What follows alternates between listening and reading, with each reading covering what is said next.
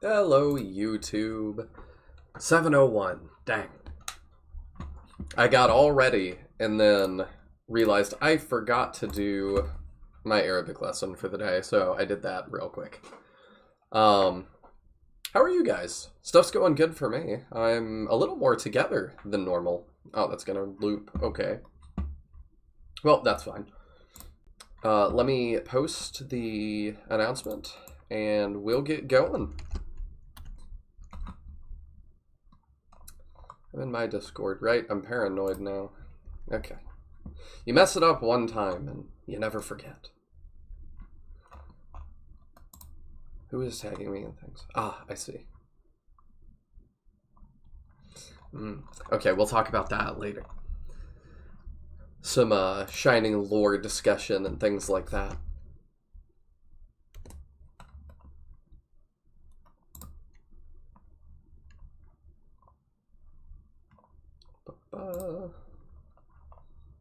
Where are streams? There they are. Hey, Blind Coco Studios. Good to see you. I hope your game is going well. Blind Coco Studios made Gales of Nayeli, so if you've not checked that out yet, definitely go do that.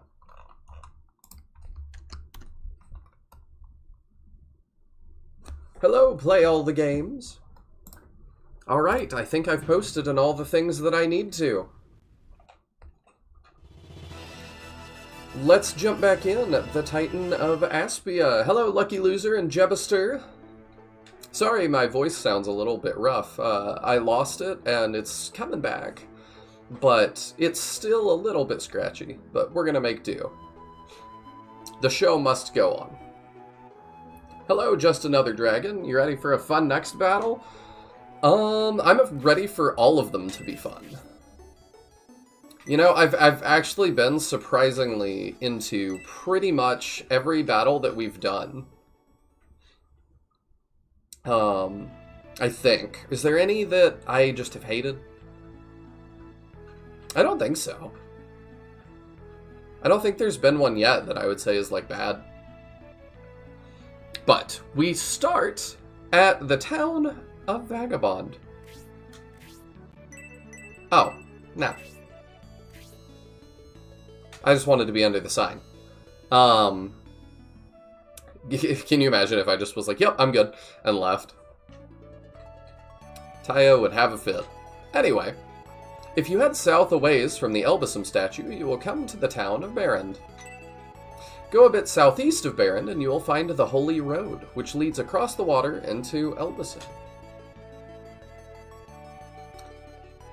Yeah, Gales of Nayeli is going well. It's discounted right now, 20% off. Almost done with the big patch, releasing next month, adding the post-game and such. Sweet!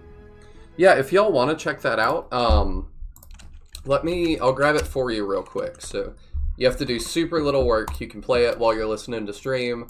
You know. There we go. There's the Steam link to Gales of Nayeli. It's currently 20% off, so it is $20.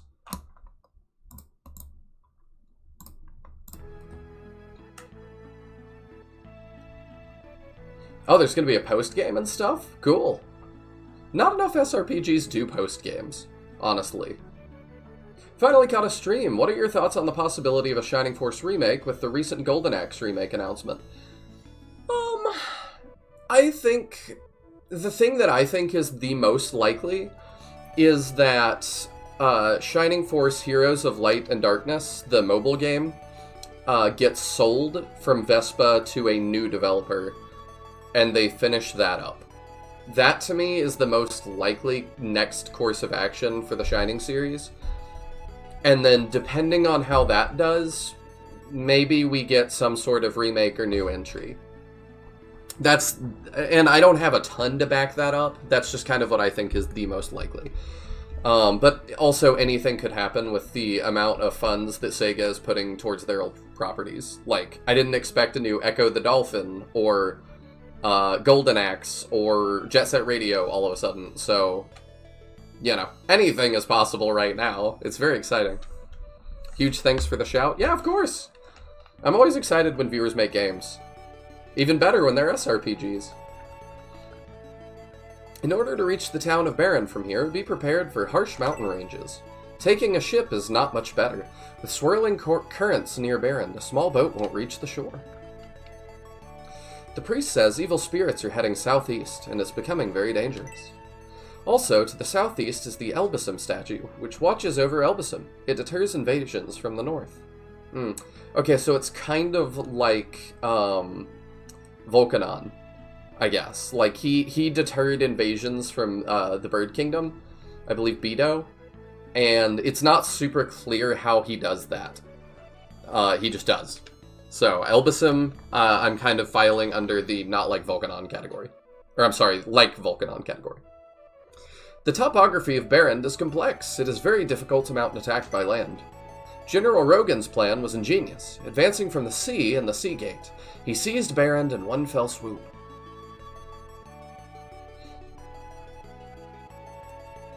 Do you know how badly I want to sit down that child circling the church area?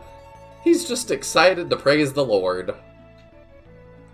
See? Woo, yeah! Army! Hi, I'm JJ. That battle was exciting. Now I can't keep still. Okay. I wonder if his name in Japanese is actually JJ. That would be fascinating. Earlier, another Republican army fought Imperial forces in order to cross the bridge. They suffered huge losses, but won and proceeded east through Barren Province. The wounded are resting in the tent. Oh, okay. So some of our army's here. That's good to know. Hopefully they're not crazy. Just wishlisted it. Awesome! Yeah, that is fair. Just wish it wasn't a possible gacha game. Fire Emblem Heroes was a bit of a cash cow for me, so I don't think it would work for SF. Yeah, I don't know. I have some really old videos on it. If you want to go back and watch those. Kind of talking about thoughts and stuff and how I think they could do it. Like, are we going to do different variants per character and stuff? Because compared to Fire Emblem, Shining Force just has far fewer characters. By, you know, very, very large metrics. Basically, the starting roster that Fire Emblem Heroes launched with, you could encompass almost every player-controlled character from Shining Force 1 and 2. So, that doesn't sound great. Like, I don't know. Because then are you just going to get people hyped off of, like, the Gaiden CD and 3? You know, ooh, the Shining in the Darkness update. Like, I would be hyped. But would Shining Force fans? I'm not sure. You know? I think we'd take anything at this point, but just, it would feel odd to structure a mobile game, a gacha game that way. Hey, Sinister Designs. Hope you're doing well. Design. I gotta keep remembering the S isn't there. I am the epitome of a nomad. I've been roaming for 50 years. Now, is there anyone as seasoned as I? Yeah, probably. What, is there really? I guess the world is a whole lot bigger than I thought. That's alright. I won't give up. I still have my stories to brag about. I'll press on till I'm number 1. I can one-up your story, old man. I rode a train. Mic drop. What are you gonna do about that? Nothing. The Elbasum statue beyond the eastern mountain is made out of gold. You'd expect a thief would steal it, but it has stood there forever. Well, if it's a holy statue that protects the lands. Also, we have a covered wagon. We got, like, the pioneers here. The Imperial Army left Vagabond alone. A beautiful woman was leading them, and they wore white armor. It's absurd that an army with such clean armor would actually engage in battle. You never know. No, you're from the Republic. Even after the invasion, Baron still belongs to the Republic. It's hard traveling in Imperial lands. They exact bribes at checkpoints, not to mention rude luggage inspectors. Terrible. You find the plateau map. Okay, I guess that's another rune map. Or ruin map, rather. I still feel bad I got your name wrong for so long, Sinister. I guess Sinister isn't that sinister if there's only one design that's sinister. Well, if you have a Doomsday device, that's really all you need. You only need one. You don't really plan the sequel, I think. Praise the train, yes. Is this the translation project you're playing? If so, how did you manage to get it working? Haven't been able to find a proper ROM for the game. DM me about it, and I can potentially help you with that. That is an egg. Or post in the Discord, and maybe other people can help with that.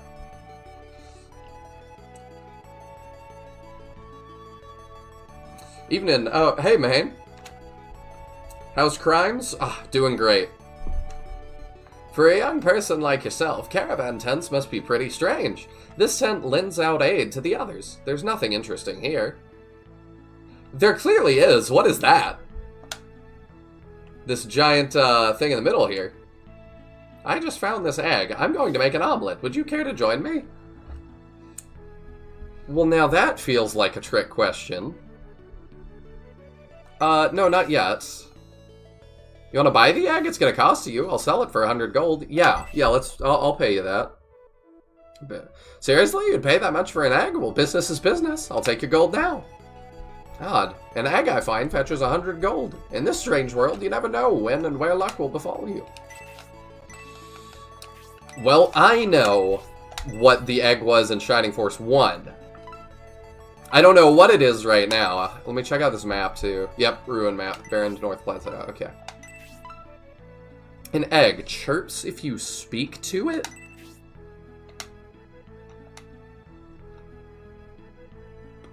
That's a character.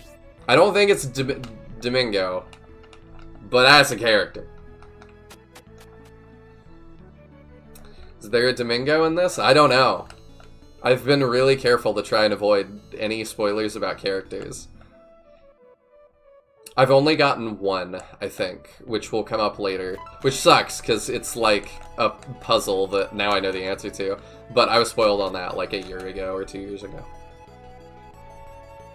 Oh, okay, we have a shop here. I don't know if there's haggles here, so we'll have to screw around and see. But first, let's see. Do you have new weapons for us? You have the broadsword, which is what we're using.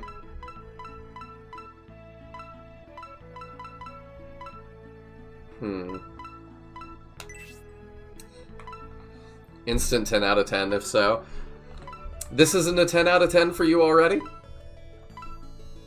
Tough crowd. Silverwing. Is this what we have already for our bird? She needs all the help she can get. Oh, okay, yeah. Dang. I wish I could just buy stuff into my weapon slot. I guess we hadn't quite created that yet. I should take the egg to the chicken. That's what I think. Wait, yeah. Actually, yeah, that's what we can do.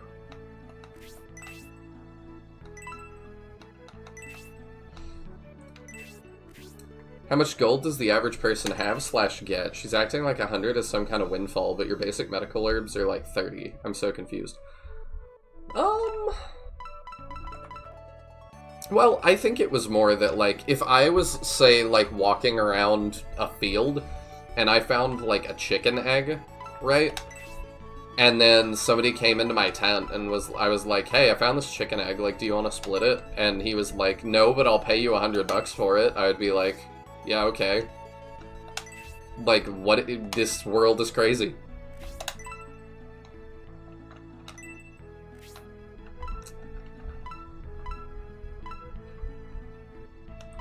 That's a high bar. It is definitely a high bar, and I'm not saying that this is a 10 out of 10 for me yet, but the potential is there. I think that's the one we already have, yeah. Is the glove what's-her-face has? Yep. We already have the steel arrow. Iron blade, is that what Julian has? I'm amazed Julian is still with us. Yeah, it's been a while since we've been able to upgrade stuff, but that's what all our people have. Any deals? Has sleep 1. It's better for Mascarin. And noon. I'm not attacking with them either, though.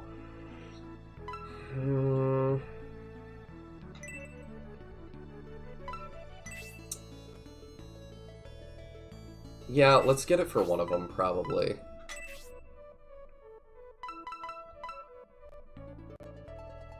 I can't remember. What do you have? Bronze Rod and has Dispel. Okay, Dispel is not too bad. And you have wands. Okay, you have Small Wand. So if I buy this for you, that's better. So yeah, we'll do that.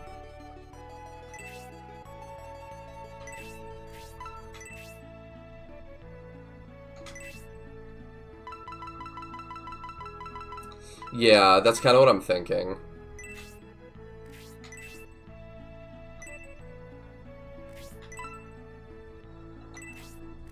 Alright, I think we're good. We'll come back. Taya should be joining at some point, and he can say if there's, what's it called? Haggles. We have a stump house out here? Vagabond HQ. Oh, okay. Interesting. What's your advice out here? We're not safe in Baron Province. The Spirial Army, along with the evil Bulzome sector here. You don't say. It's so dangerous. How can these vagabonds still travel? Are they really never mind. The Elbisum statue emanates the power of Elbisum. Did you know that, Lord Synbios? That does make sense. The Empire is invading this province, but it still feels good to enter Republican lands. It's too dangerous inside the Empire.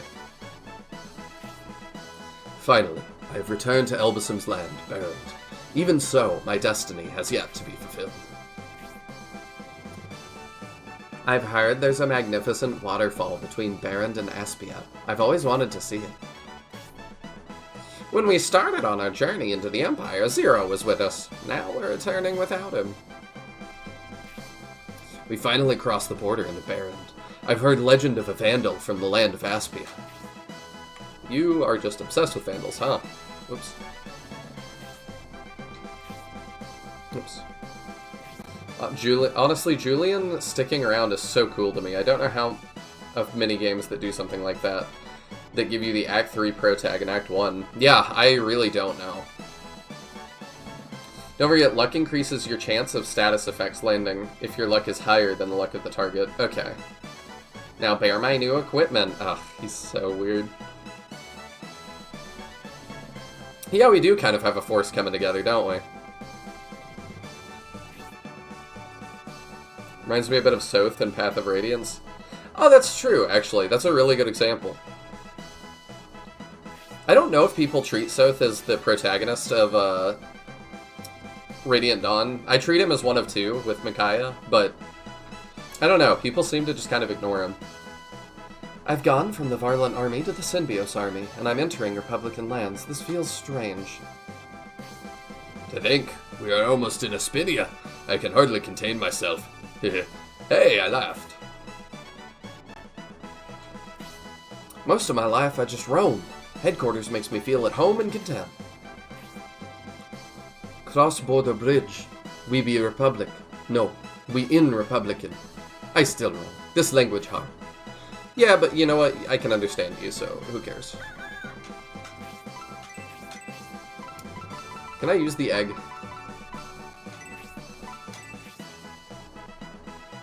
Ah!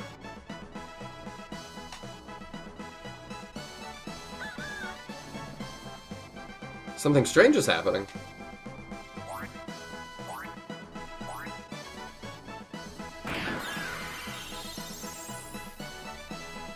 I got a Digimon!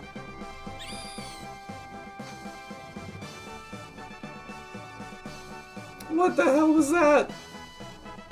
Do you... No, you don't have anything to say about that?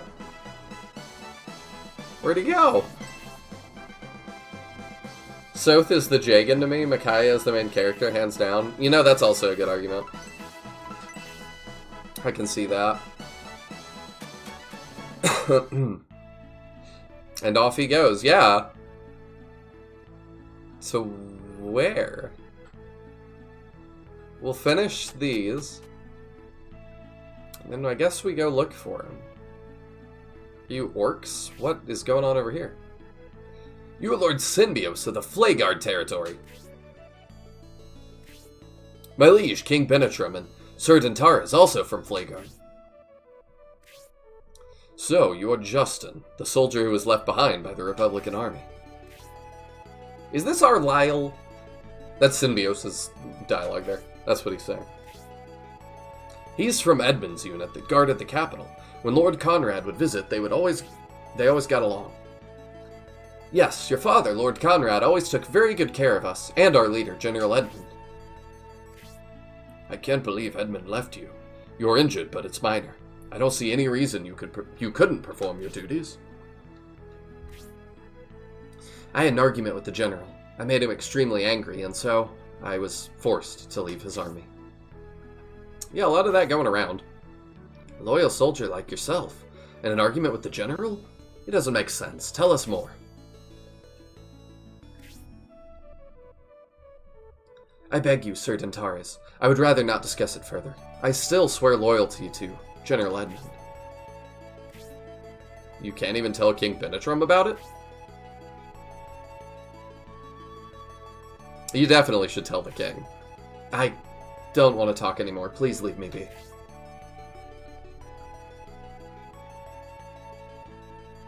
That's quite odd.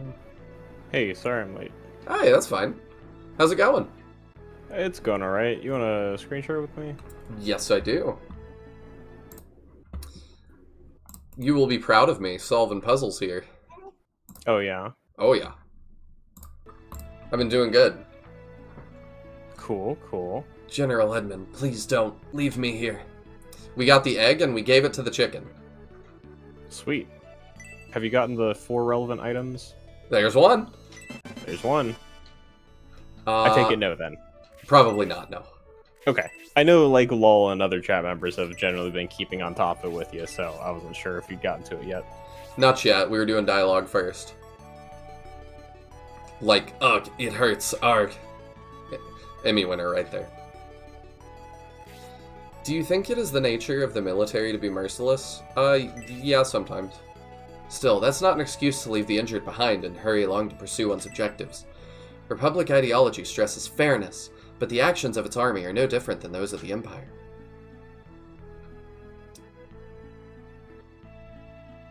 What? I'm real busy at the moment. Let's see, where to place these. The ones lined up here contain fabrics, that one accessories. Where does it? You sure you're not setting up a circus? Oh, I've lost track. Now I have to start all over again. I just have that on the brain because I was watching you do Resurrection on Monday. Oh, yeah. How are you liking that, by the way? It's been interesting to revisit. I still don't like it in most ways. Honestly, I feel like one of the big things that's bugging me more than I remembered being a problem is just that it controls really poorly. Like moving around both out of battle and in battle feels really awkward, and I really don't like the non-square like squished grid it has for battle, because it ends up making me misjudge placements frequently. Now that you say that, I remember that a little bit. Yeah, like there are a couple times where I was like, all right, I'm gonna set myself here for range attack, and click through the menus because you expect it to do the right thing, and then it turns out I'm one space further away than I thought I was. Yeah, I wonder if that's just Game Boy Advance. I've only played Fire Emblem and Shining Force on the Game Boy Advance, so I wonder if other SRPGs had similar issues. I don't know. I don't know how many other SRPGs were on the GBA. I know there's a Final Fantasy, there's some Tactics, there's some Super Robot Tactics Wars. Advance. But Tactics Advance is an isometric game, so it's kind of entirely different. Oh, okay. It's diamonds. Oh, no. I don't like it. I don't like isometric games at all, so... Sinister says, Hiya Pataya. Oh, goodness. Moving merchandise that doesn't sell makes me sad. Lugging goods that won't sell makes it hard to get motivated. I could take those off your hands. Potentially. No? Yeah, I'm with Mahane mentioning that, I can hum any song from SF1, but this game in SF2, I really can't, recall a song off the top of my head, much less hum it. Wonder if But, SF1, I frequently, if I'm just, in the kitchen making food, will start singing, the circus theme or something. Yeah, I do too. But it also helps that, there's that metal rendition of it that is so good. The Shining Guitar one. Yeah. I definitely listened to that for multiple years. I still do. I think we already saw that. So I'm assuming this is our Lyle here. Oh, we didn't see this. Before Garvin established Cerebin, caravans traveled to other regions, trading each land's unique products. Because of the railroad Garvin built from Espinia to Destonia, there are far fewer caravans nowadays. I see. No, Mahane, not Game Metals, I don't think. Unless that is the one that Niall's referring to. There's an album called Shining Guitar that you used to be able to get off of some of the older Shining sites. I think the group was called Male Function. That's the one I listened to.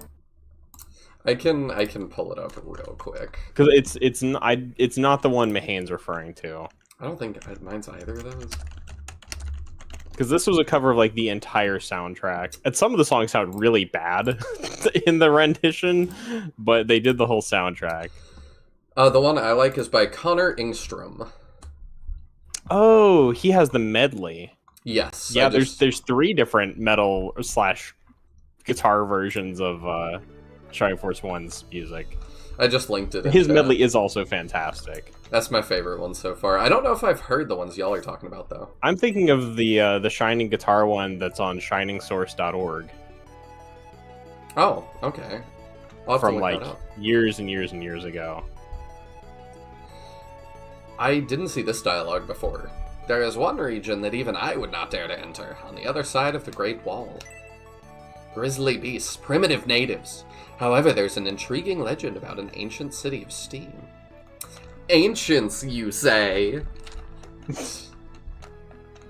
I'm gonna link the Shining... Well, let me make sure the download works before I link the Shining Guitar link. I don't think it will let you link stuff, so if you DM it to me... No, I was gonna put it in the Discord. Okay. So that way, if people, come to this later, they can find That's it probably a there. good idea.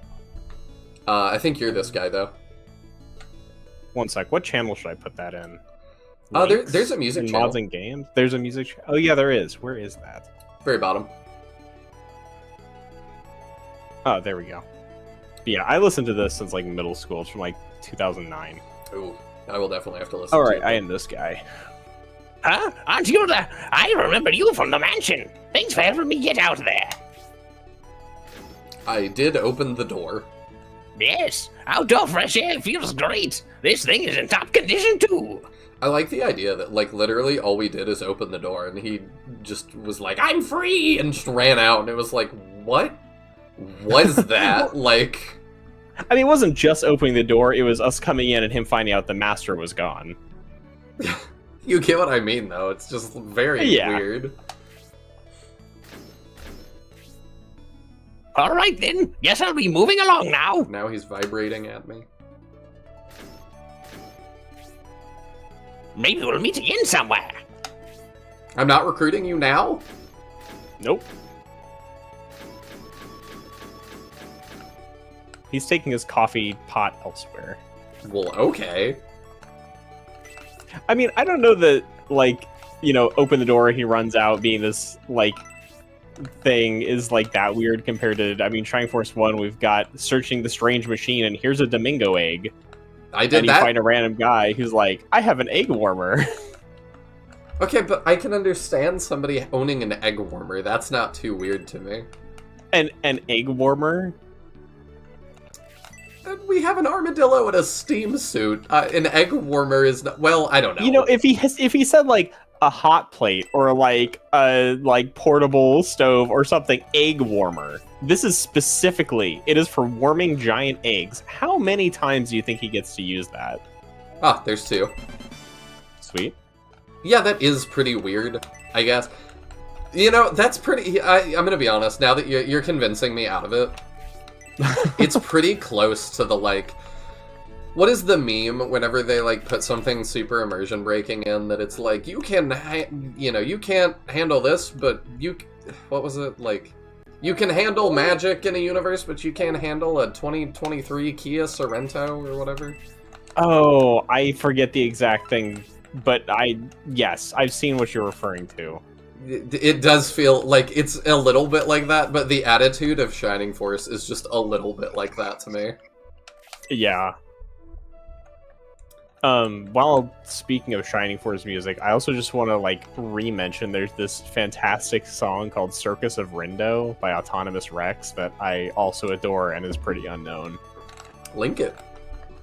I'll find it. I'm down for, like, any Shining music. The only one I know that I don't know that a lot of people do is that there is a, like, a dungeon synth musician, which is, like, atmospheric electronic music, I guess, that calls himself Dark Soul, and has some very Shining Force inspired pieces.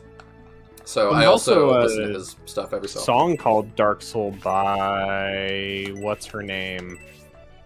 I think you know the one I'm talking about. Only because you showed me. Oh, it's by like Tally Demon or something. Hello, Serious Lol. That's 3. Health Bread, Swift Books, and Ruins map. Oh, okay, thank you. I forgot we did get the Ruins map. I'm struggling to even search up the song I'm referring to. It's that unknown. I've got it in my history now, so I can find it later. My YouTube history has gotten shaky. Really? Well, I just, like, search stuff and nothing comes up. Like, I search Rindo, and obviously... Actually, no, it is. I'm in my, not my personal account. That might be part of the problem. Yeah, I do. But I do find, like, I'll try to search videos I watched, like, a week prior, and I can't find them anymore. No, Rindo's not pulling it up now either on my personal one. Weird. Like, the history search has gotten really bad, in my opinion. Like, we've all talked about how regular search has gotten bad. Yeah, I can't find this song. It doesn't show up in my history. Are there haggles here? Oh, we finally hit the point where they have dialogue now, out behind. We'll continue through Aspia and head north once we get to Mallory, as we follow the Great Wall towards Lookover. Alright, let's go to the thing. Oh, the map? Yeah, I am like, okay, I don't know enough of what we're looking at. Let me pull it up. So, yes, both shops have 1 haggle. And they're probably both worth at least unlocking even if we don't buy them. Okay. Oh, I didn't realize there was a new one. A new guide thing? Yeah, Morgan's updated it. Let's see. So y'all can see the main thing I need is just the directions here. Okay, no, I've gotta put it up. Let me do it real quick. SF3 team paths. We'll call this 2.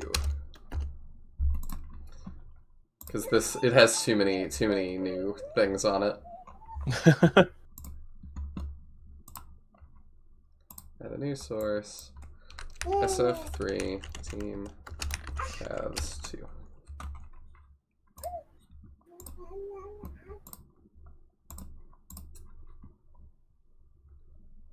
There it is. Okay.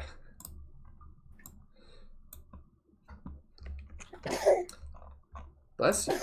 Bless you. Okay, let me hide the old one. So see, now we have Abdark, who has been crossed off. We've got Sharaf, who's been crossed off. I like that. Let me scroll down. We've got Ratchet, who's now in the neutral/unaligned category. And General Garvin, Governor General Garvin. With that, let's see. I didn't know Varlant was for sure dead, but I did assume it. Let's see. We've got Franz. Franz is dead. Oh, so sad. One of my favorite bits, we've got Khan down here looking for the key that saves the world. That looks suspiciously like a Shining Force key. Or, I'm sorry, Kingdom Hearts key. A Shining Force key. But yeah, so that's the path that we've taken so far. So yeah, we're at Vagabond's camp, and thank you again, Morgan, for making this. I greatly appreciate it. It's very helpful. So, what did she say they were going to do? They wanted to go to... There's lots of talk about Barrend, which is south of us, but we've got to get across the mountains, which sounds tough. And then we've got Elbasim there with the Elbasim Temple. And I think that's interesting, because that already, just looking at that, evokes Mitchell's Shrine to me. But we'll see when we get there.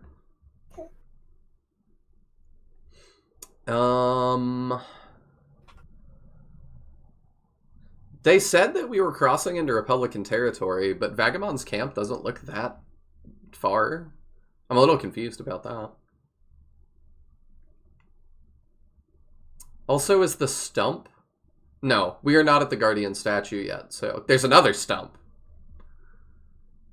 Okay. So, let me go back to the game real quick. Where was she saying? We'll head north once we get to Mallory as we follow the Great Wall towards Lookover. Okay. So she's going kind of east-ish to Mallory Castle. Oh, there's just a big tower there called Lookover Tower. Look at that. Top right. Huh. Okay. Well, I'm ready to continue now. Now I know where we're going.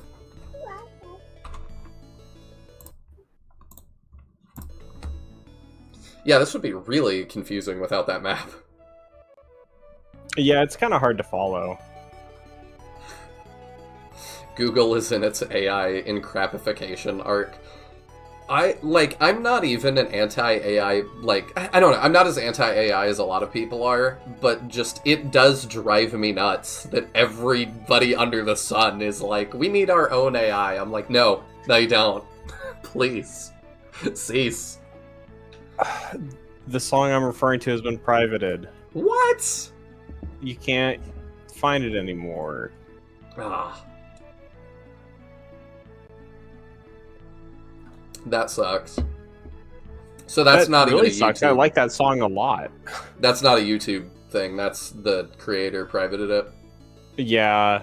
At least, when I try to pull it up, it says this video is private. I found his SFC post. You should send him where a he message. linked it. Huh? You should send him a message. If he's been active since 2013. Active enough to pull that down. Well, I have to So when I pull up the video on YouTube, it doesn't like you can't even see the channel name. So like I would have to contact him on SFC. Yeah, I don't know. That sucks though. I've had that happen before too. Hopefully he gets it back up. Should download it when I had the chance. I don't know. Maybe somebody out there did. Not sure. I don't even know how I'd find out because it's so unknown. I don't know. That's how I felt looking up Abdark after last week's stream for thumbnail purposes. I was like, let's just look up Abdark and see if anybody has a great image I can use. No. Short answer, no. Nobody talks about Abdark. Nobody's ever posted about Abdark. Usually there's no need for a weapon shop here. I had long given up hope of ever making much gold. Then the battle by the border began, and now the customers are pouring in. Oops. The thing I'll mention about Khan looking for a key is that in Chapter 2, a guy said that a monk barged into his house looking for a boy in a monk's robe. Yeah, I do remember that now that you say that. We'll see. Do you know where the haggle is, if it's weapons or not? I said each one has one. Oh, okay. It's not the wand? Oh, the magic wand? Yeah. Yeah. Oh, okay, that was just in deals. Oh, gotcha. Maybe I misread the guide. They kind of like labeled deals and haggles the same way. The item shop one is actually a haggle. Okay. I don't think we'll be able to afford it, but at least putting it in our deals section would be good. Yes. We're in Baron Province, which is contested territory, but technically Republican. Ah, I see. Ah, Healing Rain. Yeah. We can almost afford that. Yeah, it's close. Do they expect me to be able to afford that at this point? We'll just sell Oberite. We'll just sell all of Oberite. I mean, it's one of those things where I feel like if you were grinding, it probably isn't that hard to get that much money. True. Or, like, honestly, there are some items that I sold Mithril for throughout SF3, so... I accidentally talked to this guy again. I'm trying to figure out where this last item is. I was trying to look in the barrel. Excuse you, self-important. Which ones did we find? We've got found the bread and the boots. And the ruins map. And the ruins map. Okay. And I'm assuming the last one you're talking about is not the egg. Correct. No, it is an actual item. The egg technically was an item. It was in my inventory. I'll just tell you, it is a searchable object. Like, it's not hidden in some stupid place on a wall or the ground or something. Okay, good to know. Is it in a tent or is it out here? It's in a tent, yes. Okay. So I'm just going to kind of loop them again. Yeah, it's possible you had, like, a wrong angle or something. Happens a lot. Was I in this tent before? I'm not sure. One day you'll look at that barrel. There we go. There you go. I don't know if I was in this tent. As a Republican soldier in the war, would you consider buying this? It's a fortune-telling gizmo. It can be your good luck charm in battle. I guess you don't care. Can I not actually buy it? No. Oh. As a kid, I would have been like, there's some secret to this. I feel like Shining Force is generally pretty straightforward about whether you can or can't do something. As a kid, I didn't understand that, though. I really thought you could get Boken or, like, the Advisor, potentially. And then when Shell popped up, I was like, and she has a portrait. She's a New Game Plus thing. Gotta be. I'm really curious whether Boken had a portrait back in the betas. I feel like no. Because, one, why not just keep it? And two, surely, if he originally was intended to have one, Resurrection would have put it in. See, I feel like he probably could have, because one, we know that they cut down the game size a ton for the actual final game. It was originally much larger. Really? And two, beta screenshots have a portrait for the king's minister in Guardiana. Yes. The other guy who's near Nova. I've seen Which that. I'm like, if that guy who has 2 lines, like in the whole game, got a portrait, I feel like Boken is just as likely to. Yeah, that's a good point. We'll get more into that when we get into a battle, because I'm curious. I've actually not heard about it being cut down, so... Okay. It seems only window shoppers come to our shabby tent. You don't look as if you are here to buy anything. That's alright, do as you please. I don't... Okay. Alright, that's all the things then. Yes, you got everything. Okay. So... And you said you did use the egg. Yeah, we took it to the chicken. Because I just kind of worked it out. I was like, oh, an egg. If only I had, like, a heater like Domingo had. Maybe a bird to sit on it. Wait. Maybe somebody on the train has an egg warmer. Yeah, that's, like, part of the main reason Domingo's is so weird. Is, like, first of all, the unexplained strange machine that is where the egg is. That's and then very weird. A guy specifically who says he has an egg warmer. This is why I don't question much that happens in this universe. Like, when we get, like, the Nazca ship, I'm just like, yep. I question a lot in everything. I mean, I question it, but I'm happy to go along with it, because I'm just like, this is adequately weird. This looks like a pizza hanging on a closed drawing line. Just wanted to point that out. Fair enough. Play all the games that's Morrigan, right? Yes. Looking through the art book, there doesn't even seem to be character art for Abdark. He's really that irrelevant. Wow, really? He's just like a throwaway introduction to Vandals existing. We'll talk more about that too in battle. I got thoughts. Okay. Abdark is the English translation. Look for inferior Vandal. I did see that an older like right, but even then, if they're looking through the art book, you're looking visually because it's not going to be labeled like by name. So yeah, like if there's not art, there's just not art. Oh, sorry, I missed Mahane's comment earlier. Gonna repeat myself on this argument of the egg warmer. Dr. Croc made a singular steam suit. Kokichi made a flying backpack. It wouldn't be a stretch to say a scientist, even that specific NPC, could make an incubator, especially for a town like Powell. Yeah, my thing is not that he can't. It's just funny that he did. I'm trying to think whether Powell has any chickens. Oh, don't start getting into that. That's because Pow has the Pow pigs, but I don't think there are any chickens in Pow. So what eggs are they warming? Pig eggs. All right, are we done? That's pretty bad if you're irrelevant enough you don't even have a name in the Japanese version. Like that kind of tells you all you need to know. Well, Play All the Games said that's in the English release. In the Japanese.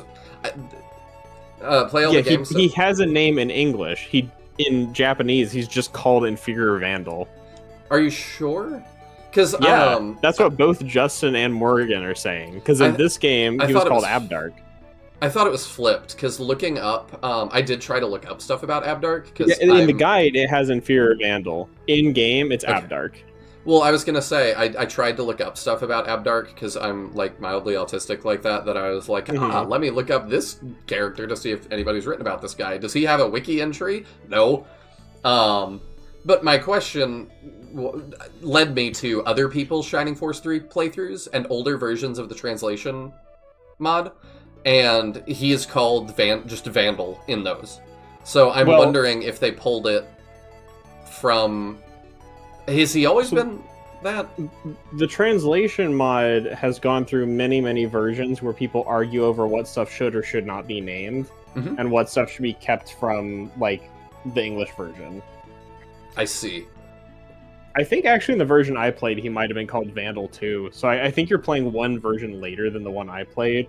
And I think in the version I played, he was called Vandal. So it's just like, it's flipped a lot. There's like one of the Birdman special moves that they've had back and forth arguments over what name to use. So it's like even trivial, irrelevant stuff has like been big heated debates among the translation group. I cannot wait to start weighing in when I finish the game. Yeah, I mean, you've had big heated translation debates, so you can imagine where it's coming from. I definitely can. Not to get too into the weeds, but I had one this week. It's a pretty short thing. Just I've said I'm on like some translation teams for different projects, for manga kind of stuff. And it was funny. One of my notes that I had to submit this week was We copied all of the dialogue from, like, this page to this page. It's just all exactly the same. And the translator responded back to me, yeah, I don't know what's up. The, like, Japanese is that way. And I was like, what? They just all say the same thing exactly the same way for 2 pages? And he was like, yeah, man, I don't know either. Maybe it's a joke or something. It was a very serious moment. So I was just like, maybe it's a printing error. I don't know, but it was very weird. Anyway, are we done here? Yeah. Once we get into this, well, I need to try to put Mira in bed, so I can either do that before we get to the fight or after we do the opening dialogue. All right, so we're good to leave here. We've talked to Justin. We've hatched a penguin, and he ran away. And we've talked to Grundle over here. I think it said his name is Ratchet. Yeah, but he looks like a Grundle. A Grendel? It's just my name for him. I don't know. All right, so we're good. Okay. Yeah. All right. Oh, please wait, Lord Symbios. I expected him to take a little bit longer. That seemed to be the trend. Justin, you... He's had a change of heart because he is indeed a noble warrior, as I always believed him to be. Oh, speaking of which, FY, his original name is Justice. Of course it is. The little kid running around the church that you're seeing at the bottom of the screen every so often, he says his name is JJ. Do you know what his Japanese name is, or is it actually JJ? I have no idea. I really just know for, like, the big characters who have, like, biographies. Okay. Please, allow me to join your army. I will try to talk some sense into General Edmund. So I'm guessing he's, like, also possessed like Varlin. Would you like to tell us what was going on with General Edmund? Or I don't even know if Varlin was possessed. He might have just gone crazy in the heat of battle. Varlin might have just been that way. Yeah. No need to explain, Justin. The Symbios army accepts you gladly. Justin the Bow Knight joins the force. Alright, well, do you have a steel arrow? Let's double check. We are very close indeed to Aspia, Symbios. Even if death awaits us, there's no turning back now. Alright, so I'm assuming all of those were force members. If we didn't hatch the penguin, I know we would not get him later, or the chance to get him, I guess. If we don't talk to this guy, do we get him later, or do we have to talk to him here? You have to talk to him every time he shows up, I believe. Oh, okay. At least so far as I can tell. Oh, you have extra dialogue too. Let's actually read that. Evil spirits are gathering southeast of here. We priests are trying to monitor them. I'm worried because to the southeast is the Elbisum statue, which secures the Demon Gate. If they are gathering there... I was gonna save before we press on.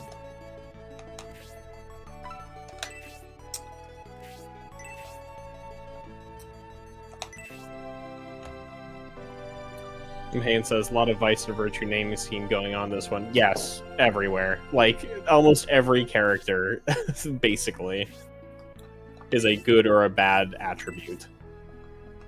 I believe Varlin's name is Violent. That's so over the top. Yeah. That's so funny. There are some that, like, are harder to distinguish. Like, I believe... Have we referenced... Well... I don't want to mention names I don't know if we've referenced. Let me check the chart. That's in the lore channel, right? Yes. Am I blind? Where's Justin? There it is. Oh, did we finally get to the point that we're full? Oh, we have. We've referenced Produn, whose original name is Profound. Which is like... I don't know, some of them got really flipped around. Aront is a really bizarre name for arrogance. That one I really question, just because, like, why'd they pick something so hard to pronounce for a character who comes up so often? Oh, Varlin's name is Valiant. Gotcha. Hmm. So, who... I feel like Irene is the obvious answer to drop. What's she got? She's got heal and what's the other spell? I don't know. Is that tornado? Yeah, I think. Grace has Gotcha. Tornado. So yes. Oh yeah. Like, Irene has How's just Sybil been... been performing? meh. I only ask because Sybil's one of my earlier drops, and I kept Irene, so that's the only reason I ask. Sybil's doing okay. Like, Okay. she's not doing great. I believe her equip, her, like, accessory is doing a lot of heavy lifting. Because if not, yeah, she would be... a bunch of defense. Yeah, she would be squishier than, like, everybody. Yeah, she would be our squishiest character, if not. I'd forgotten about that. And the only thing I'll say is, like, Irene does get a particularly useful spell. I mean, all of the support casters in this game get good spells. Mm-hmm. So that's the only thing I'd say is, like, support magic in Shining Force 3 is, I would almost argue, non-negotiable at some points in the late game. Well, so we have... if you... We already have 2 healers. We have Grace and Khan. Are they enough, or do you think we need also a third one? So it kind of just each of those 3 is going to get a different, very good spell. So it kind of just comes down to who you're gonna use. We keep her then. Like, I can tell you what they get if you want to know, but I don't think you want to know. Now I'll be surprised. Knowing you, so Do we want to but- bench? Well, Obright is like a wall. honestly, you could consider benching Julian. I feel like he's been a liability in a lot of fights. Yeah, but I'm assuming that you've mentioned his stats kind of carry over to 3, so to scenario 3, so I probably want to keep him leveling. I'm wondering, I'm between Obright and Sybil. Between Obright and Sybil, what are their stats like? 29, 15, 16. That's Obright. 34, 17, 10. So, I mean, Obright's obviously much better in his main stats. Oh, we can promote Obright. Yeah, you could promote Obright. And You could actually Synbios. promote and Dontaris, I think, as well as. All right, we go You to should promote all yeah. those people. Yeah, let's And go I do would- that. Personally, I would say dump Sybil, because I also dumped her. I found her pretty underwhelming, but it's up to you. Well, let's see what kinds of... I'm tempted to get her one more level and then see what kind of gains she gets. Mahane mentions dumping Hayward or Julian. I don't like dumping Hayward because the arrow specials are pretty good. And arrows are good against flyers. Yeah, he's gonna go up and get... what is that? 5 more HP, Mm-hmm. 4 more attack, 3 to... Like, oh my... He's so Promoting is really good in this game. Like, it's nice that they went from Shining Force 1 with promotion sickness to 2 where nothing happened, and now in 3 you actually get a big boost. good. His promoted, like, portrait looks awesome. We also are just It's not getting bad. more Phantasy Star. He looks like a Phantasy Mhm. Star online character. I wonder if that's the same artist, or if they're related or something. Like, just the fact No. that it's both Sega. Yeah, for him to, like, get that promo is huge. Yeah, Justin's pointing out that, like, we're getting pre-promoted characters now, so I would probably dump our characters who aren't at promotion yet if we're looking at benching people. He looks funny. Yeah. The hat. Oh, but Then- we could just leave him out for a battle and then promote the rest of people, probably. It's true if we focus on it. We And- were up for promotion too, right? Yeah.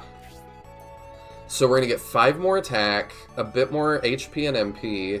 Ooh, MP makes me think we're gonna get more than Egress. 3 defense, agility. Ooh, okay.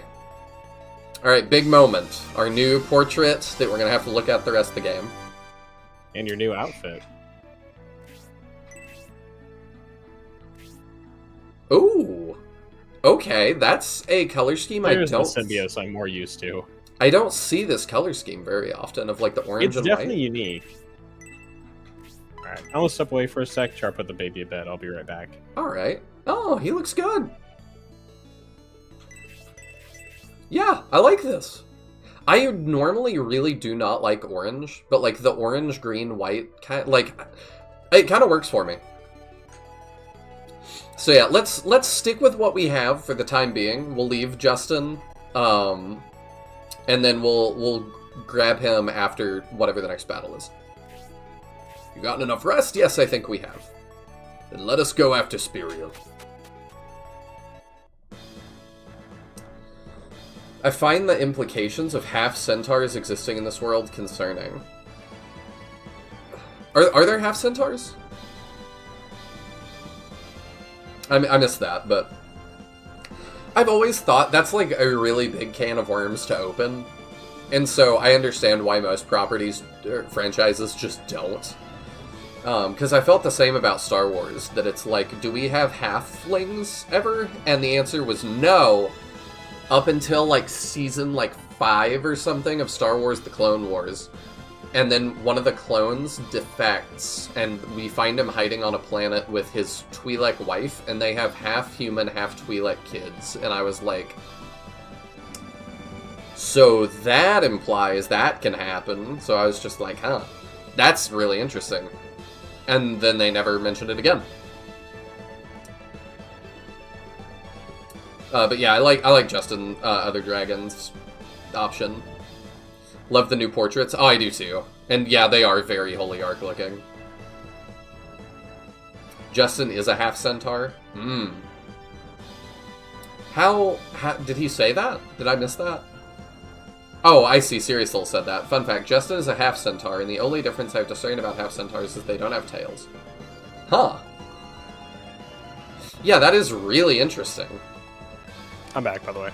Oh, okay. Hello. I haven't read this yet, so... Natural order of things must have been disturbed by the war. I never see beasts on the main road. I agree. They're usually hiding in the bushes like the cowards they are.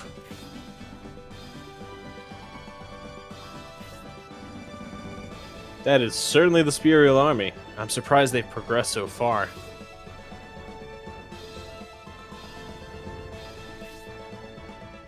The Spirial army is moving unexpectedly fast.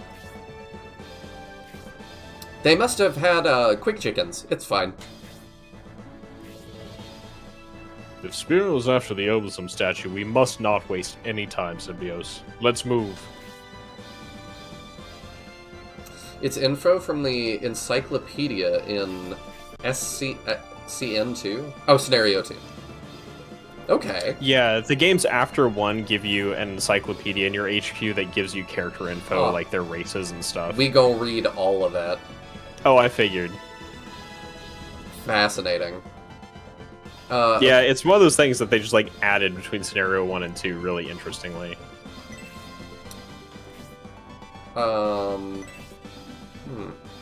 Oh, there's the statue, I guess. What? Yeah. It's got Spark 2. It's on the map and has health and... Oh, okay. Sure is. Alright. Is there anything hidden on this map?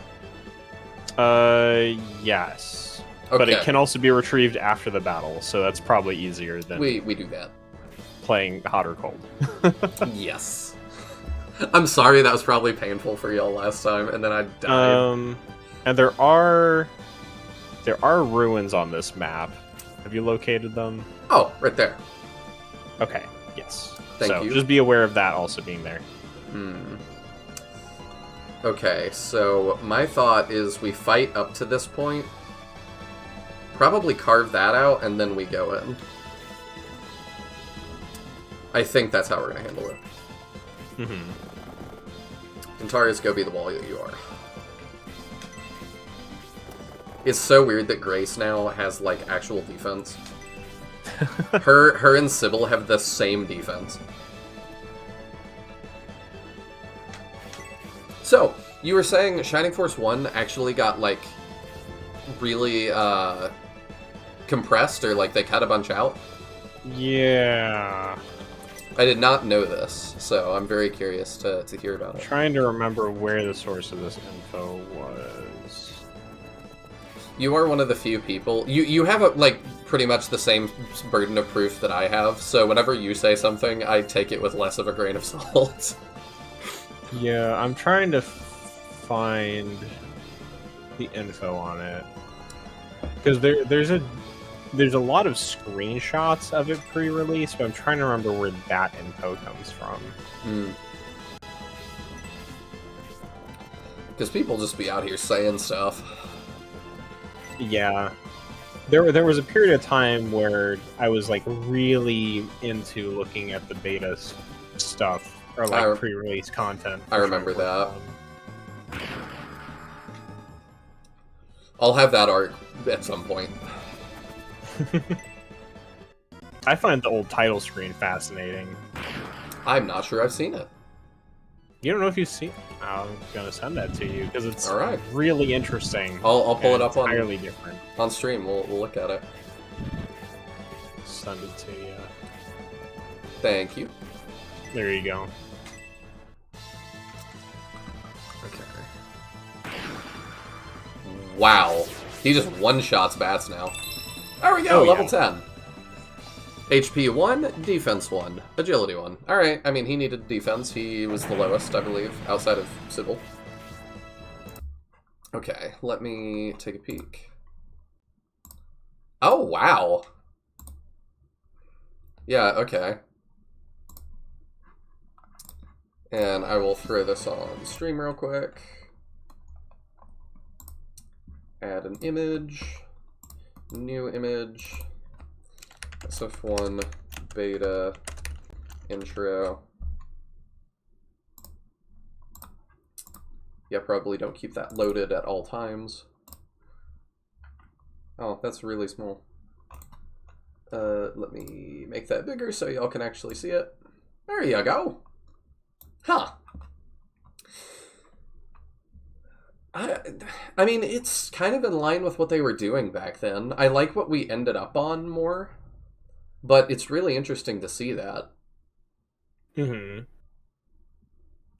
Another interesting thing, I found a website that's like quite a bit of pre-release coverage, interestingly. And I didn't know / forgot about this, that Arthur joined you in Guardiana originally. Really? Yeah. That's quite interesting. Yeah, like there's so much that changed from pre-release SF1 to the final version. It's really crazy. The only thing I think I knew about was the portrait you talked about for the Minister. I know May had, I think, a different one that you've said that you wish somebody could recreate one-to-one. Yeah.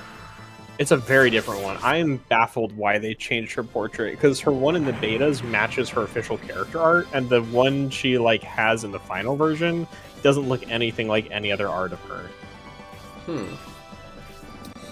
The only other thing I know is there was another enemy that got scrapped. I think it was like a mimic or something.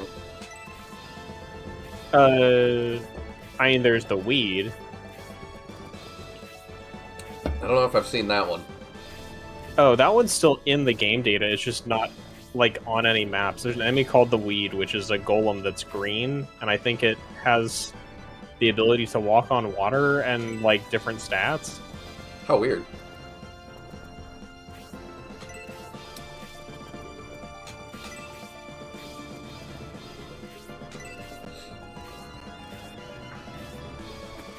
I still stand by what I said about benching Hayward first. This proves nothing. You'd be replacing an archer, but with an archer with everyone's oh-so-favorite stat, movement. Now, if I remember correctly, I believe Justin doesn't use arrows, though. Justin uses crossbows. And I don't like the crossbow specials as much. They don't have as much utility. I see. Hello. I was getting tired of waiting, General Spiriel. Because this thing protects them. The Innovator's descendants in Elbasam have been able to live in peace. Okay, so you and I both believe the Innovators are kind of the Ancients. I mean, same type of thing, yes. The Vandals have slept for 1,000 years. As prophesied, a war which splits the world in two has begun. Okay. Now, hear me out. The Vandals have slept for 1,000 years. Dark Dragon also slept for 1,000 years. Related or unrelated? This is like So- the same time period because we know this is like Holy Ark. You and I think that Hanzo, they reference Hanzo, so we're like, okay, same time frame as at least within a human lifespan of Shining Force 1. Mhm. This is 10 years. I'm kind of painting a picture for the audience too. This is 10 years after that. If, it had been 1,010 years, I would have no problem saying it's been 1,000 years. I don't need to adjust for, like, the change. So, related to you or unrelated? So, in my opinion, I think it's related. I think I kind of take the 1,000 with a grain of salt, and I kind of assume in both games it's approximately 1,000, Mm-hmm. and not exact, because I do think there is probably some passage of time between 1 and 3. Like, they happen in very close times, but I do think there is a passage in time between them for reasons you'll see in, I think, scenario 2.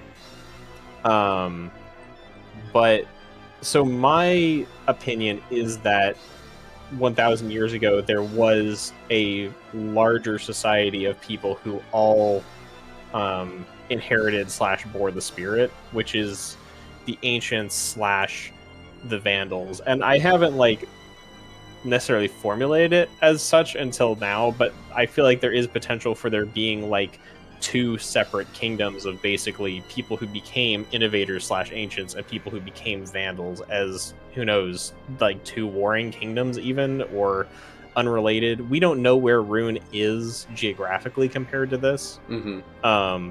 But I do subscribe to the idea that there were these groups of the same types of individuals 1,000 years ago. There was some kind of apocalyptic event, and then the world has been rebuilt to the state it's currently in here. Yeah, because I've always been stuck on that. It's a little hard to piece together, but And yeah, lol, don't suggest too much. We will get some into this in scenario 3, into why I think some of this stuff happened. yeah, he's been pretty good about that, and I agree that all regions of the world are getting tested around the same time. I mean, Wisdom, Pazort shows up and is kind of trying to do stuff with this weird elemental golem thing. With, in my opinion, some of the devils with him, I don't think they're called that, but the girl with him, I can't remember her name. She definitely seems like the Michaela, Sheila, not Sheila, I forget the other ones in SF2, but that archetype. Camila? Yes, thank you. Yeah, and then Holy Ark, there was also some kooky stuff going. It's been 1,000 years and it feels like things are starting to kick off. But the ancients 1,000 years ago built Dark Dragon as a bioweapon, and I don't know why. And maybe I'll figure that out through this or some of the other lore, but there has to be a reason that the ancients built Dark Dragon. They were combating something with him, and I think lost control of him. Gotcha. But Okay, so I finally found a source for what I was saying about the size of the game. oh, okay. So I'm going to link, first of all, the source that I'm getting all this information from. Okay. I'll link it in the lore channel just to cite my sources. All right. But there's an interview with the devs that there isn't a full translation available, but the bullet point here says, unsurprisingly, the game's biggest challenge was data size. Without compression, it was around 30 megabytes, around 15 times the size of its final ROM, and definitely not fitting a Mega Drive cartridge. The interview only talks about the compression, but I wouldn't be surprised if they had to cut things as well. It's brought up that they could have solved the problem by making a Sega CD game instead, but they wanted to reach a wider audience. So, the original game probably, compressed wouldn't be 15 times the size, but it would be shocking if they managed to compress the game that compressed. Yeah. And in all likelihood, that's probably why we lost a lot of the graphical stuff you see in beta screenshots that we don't have now. For context, the biggest officially released Mega Drive cartridge was Super Street Fighter 2, which used a whole 5 megabytes. So if they're at 30, that's crazy. And then Most Strike Force 1 mods are stable up to 4. it also says that the homebrew game Paprium, which released in 2020, boasts the largest capacity at 10 megabytes. So that's like the largest somebody has gotten to be stable.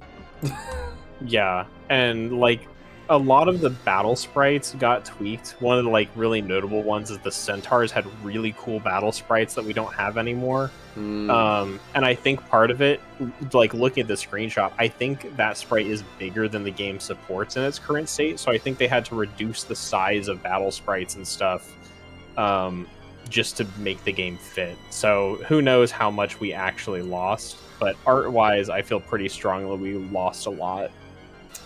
That sucks. I wish that would get leaked at some point. I know, it's like the thing I would most love to see leaked and get my hands on.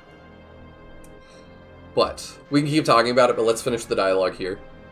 The magical barrier that protects Elvison will fall, and it will be destroyed by the ones who should be protecting it. Us? Them? I don't know. We'll see if they start attacking it. Oh, they're moving for us. Oh, kinda. We also gotta see, who is that? Who are you, Shrine Maiden? Basanda. Oh, okay. Yeah, we've seen you. Yeah. It's not doing anything right now. But yeah, that's all really interesting. I had no idea that it was cut down that much. Oh, you are right about the Mimic. That's in the pre-release stuff. Yeah. There's no traces of it left in the game, but it is there. I thought I remembered that.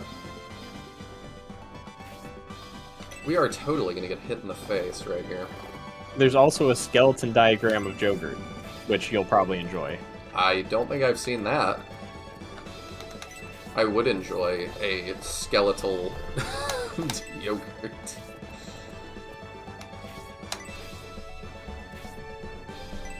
Oh, yep, they're attacking it. Okay. So I gotta hurry. Kill you. Spiral has some of my favorite voice acting because it's awful. I don't know what you're talking about. That was beautiful. I'm going to kill you. Okay, we'll put you here. So, I've got to juggle a couple things here.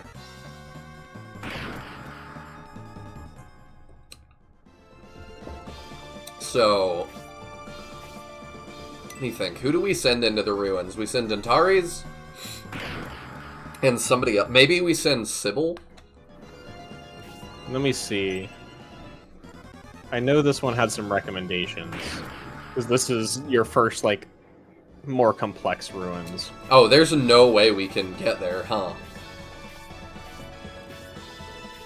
I would send a couple of fast characters specifically into this ruin. Yeah, we will do that. That's why I was picking Nantares and Sybil. The faster we can get through it, I think the better. There's 2 specifically good items in there, and then 4, like, other things. I thought we had seen the succubus in the last map. Maybe we didn't, though. We saw one when we fought Abdark, yeah. Okay. But you killed her really fast. She charmed Obright, and then you killed her. I should check. What do you have? Sleep and freeze. I don't like that. Well, you move up here, and we'll figure out what we're gonna do. Julian, I need you to not get rocked. I know you're not good at that, but...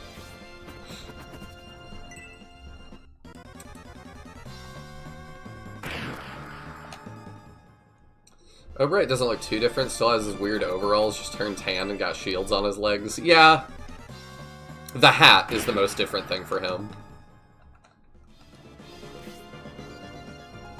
Let's just kill her before she, like, starts charming people, I think. The succubi seem very dangerous. Yeah, getting charmed is pretty bad. So, is it impossible for us to reach the Elbasum statue before they destroy it? Yes. Okay. Even if you do it through, like, cheating means, nothing changes. Dang. I believe there is a scrapped cutscene of some sort related to this statue, but I would have to find it. Hmm.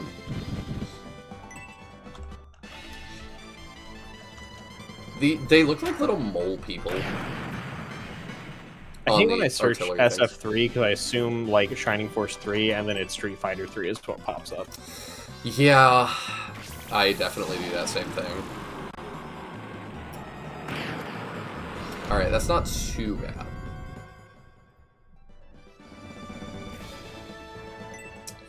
You ever have a beef with, like, a community like that? Oh, okay. That, like, is totally one-sided. No. That I'm just like, dang, Although the I do Street just Fighter people. frequently type like SF2 or SF3 and get Street Fighter stuff.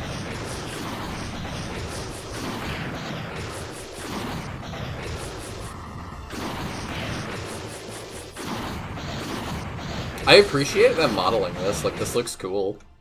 Oh yeah. Oh, is she healing them? I'm trying to find one of the Shining Force 3 modders has like a channel that they post stuff like this on, but I'm struggling to find it. First, Because I know I've seen the removed scene. First time hearing that theme. So one of the Spark things 2 looks that's great. you know kind of neat about Shining Force 3 is every faction basically gets their own battle music. Oh, okay. So I believe like the high priests have a specific battle music versus the other enemies versus you've got the Republican battle music, but you've also heard Julian has different music.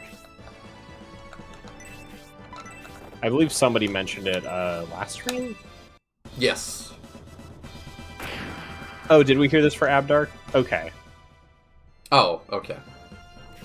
I didn't recall that. I didn't either.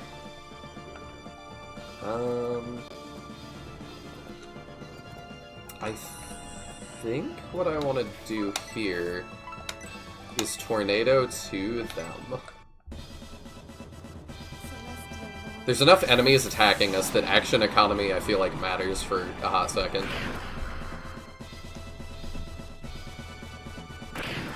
Nice.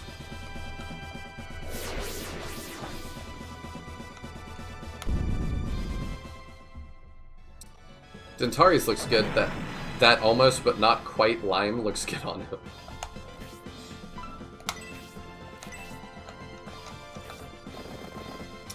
Okay, you can... Well, can you get a kill? That would probably be ideal. I don't know if you get that or not. Dang.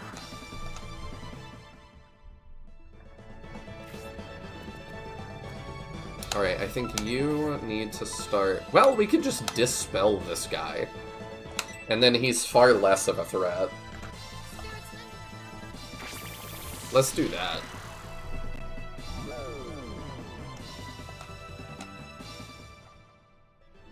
He also got butt shields, I didn't notice.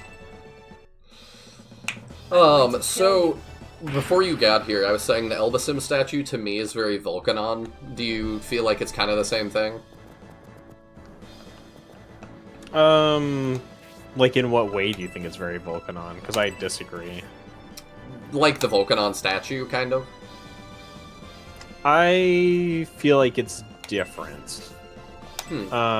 So in my opinion, the Volcanon statue is not really... is not really a notable thing, like not a magical object. To me, the Volcanon statue is basically a idol that Volcanon uses as quote-unquote himself to like basically impress people. Basically, he's Wizard of Ozing people, is what I feel like. Okay. Because like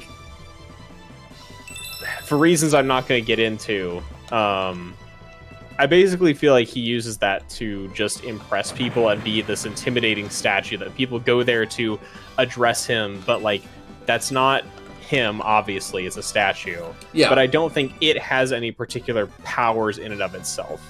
I feel like the Elbasum statue, in contrast, is an actual magical object that does something. Obviously, that's why they're here to destroy it, because it's stopping people from entering the Holy Land of Elbasum. I don't think the Volcanon statue is anything like that. I don't think it has any inherent function or value. There it goes. So I don't know whether you agree with that at all or disagree, but I hope Seizure you don't have warning. epilepsy. Yeah. Ha ha ha! The Guardian is no more. Now nothing can prevent the destruction of Elbasam by Bullzome.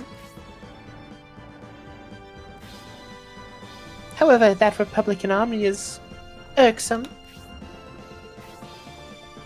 Finish them off as well, Spiriel. Bathe the Symbios army in its own blood.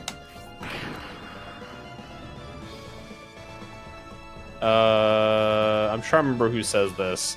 I think Congratulations on your success, Priestess of Bullzome. I'll correct that voice if I'm wrong, but What is this? This dark power, strong and terrifying. It'll do you no good to search for me. I sense another powerful presence. I must leave to investigate. In the meantime, kill the Symbios army. It's Balbazak. yes, it's return of Balbazak. Balbazak. He's Balbaback.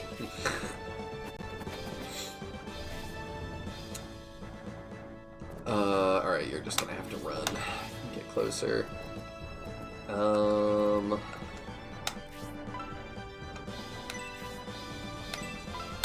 Yeah, you just heal up some tires. Hey, Sheldon! Hope you're doing well. Yeah, the voice acting is quite something. It's glorious. Silence looks wild. It's a shame they didn't use that for some kind of actual attack. Feels very arcane eruption-y. Yeah, it does. You were very right.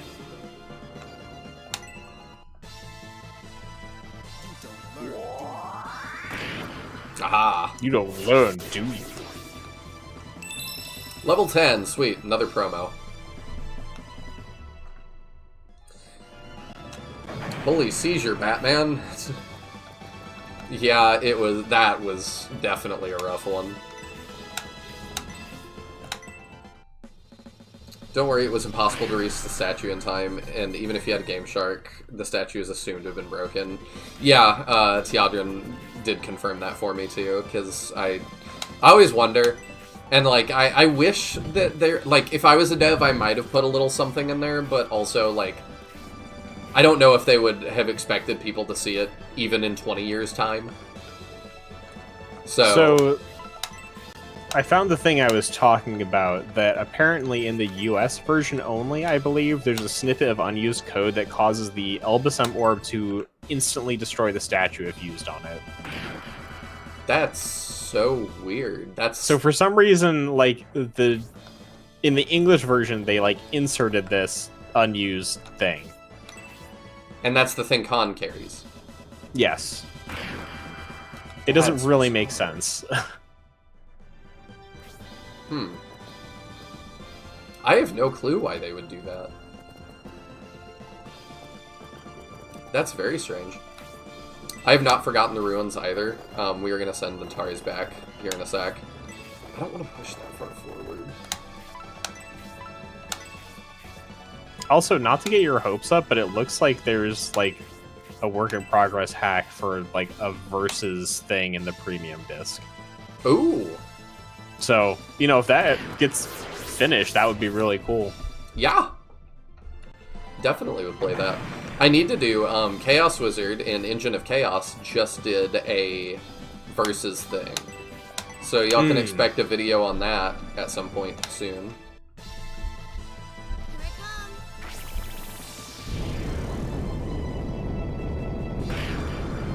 There we go. And on Dontaries' next turn, we're gonna send him back. I kind of just wanna... You know what? We could maybe send Eldar in too.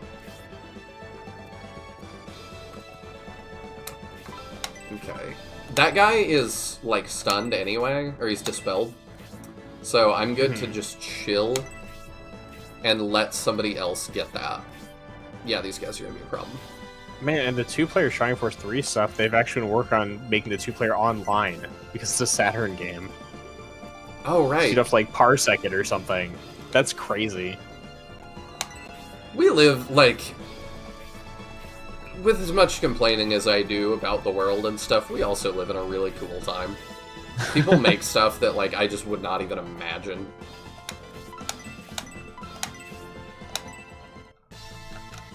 Yeah, if anybody else wants to look at this stuff at some point, it's Night of Dragon is the YouTube channel, but the O and of is a 0. He's one of the, I believe he's on the translation team. He also does a bunch of like other Shining Force 3 disassembly and modding, and he posts videos of stuff they're working on from time to time. There's some neat stuff there. There's some other unused cutscenes and whatnot. Nihil can't go there because he'll get spoiled on stuff, but Later. everybody else can look at it.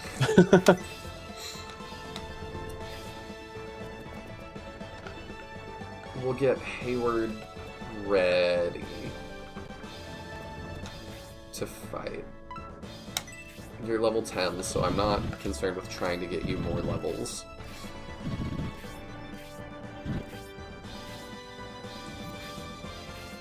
He just doesn't know what to do with himself right now.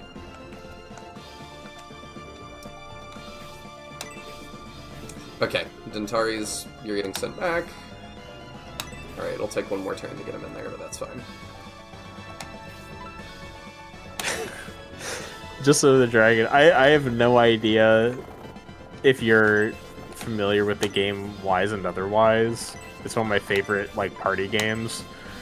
But saying, remember, he who inspects the ruins must wait a whole turn to enter sounds very much like one of the like old sayings that's in that game.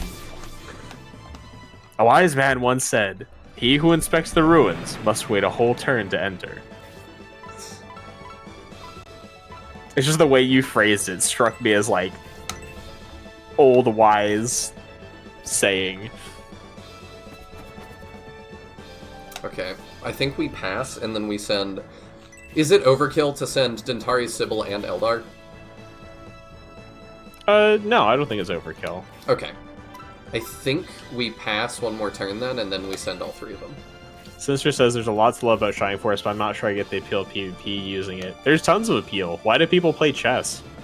Yeah. Like, playing an SRPG PvP is, like, a fascinating idea. It's rare that we've truly gotten it. I don't know that we've ever gotten an SRPG that truly had, like, one-to-one PvP.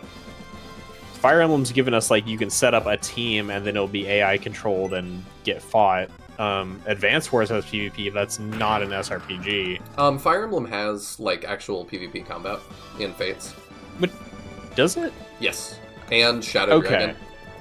Gotcha. I never actually played that. I only knew about the, like, castle teams. Yeah, well, we gotta heal. But yeah, I like PvP in an SRPG has a ton of appeal. It's really just like an extension of chess. Now, Yeah. what I don't find appealing is there's a number of people who are interested in like Shining Force co-op, and like co-op SRPG I find zero appeal. It's just playing an SRPG single player but slower. I'm interested in both if you could make it interesting, but I think for both you need to, like, take some steps to make it interesting. Mm-hmm. I feel like PvP has some inherent interest. It's at least like you're saying you wouldn't want to use Shining Force rules for that. I think it's fine. I don't think it's any. Like, you say it's too simplistic and too RNG-tastic, but like competitive Pokemon has a huge following, and it is probably more RNG and also very simple. So I think there's a realm where it could be really interesting. I think you need good maps is one of the like things. Is you'd probably have to make some maps for it because most maps are not either symmetrical enough in like advantage or just well designed for PvP. I agree with that, and, like, we can look at what's been done already. I've not played, the Engine of Chaos one yet. Mm-hmm. Dentari's peeked inside the ruins. Back off! I'm taking the treasure from these ruins. There he goes. That's what he sounds like. Those bandits are after treasure. Symbiotes, if we can spare the troops, we should stop them before they ransack the nearby ruins. Oh, I have to inspect, then... Okay. Yeah, and right now everybody's out of position, so you're like backtrack to it. Well, Sybil and Eldar are still going to go in this turn, I think. I hope Sybil can make it, I'm not sure. XCOM has PvP though, since you can use both human and alien units as team building restrictions. That makes sense. I was just going to say Dark Claws, I think it has some flaws, but like it's still pretty fun, and his approach was that he did make his own maps and stuff, like heavily modified some of the other ones as well, like the Kraken map. But like I think it's pretty serviceable.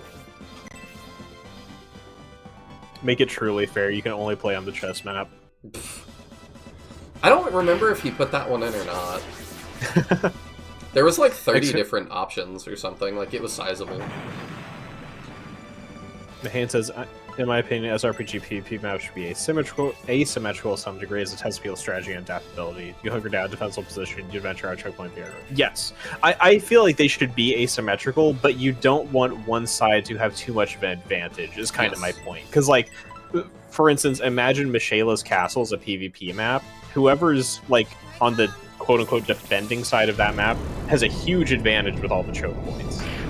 So what you want is something asymmetrical but fair, and I think most of the like vanilla maps in Shining Force games are not like fairly asymmetrical. No. I mean, we kind of found that out, at least in Shining Force 2 with my Versus playthrough, that it was like, if you just play like not a dummy, like, you have a massive advantage. Yeah. Also, Julian just hanging in there by a thread constantly.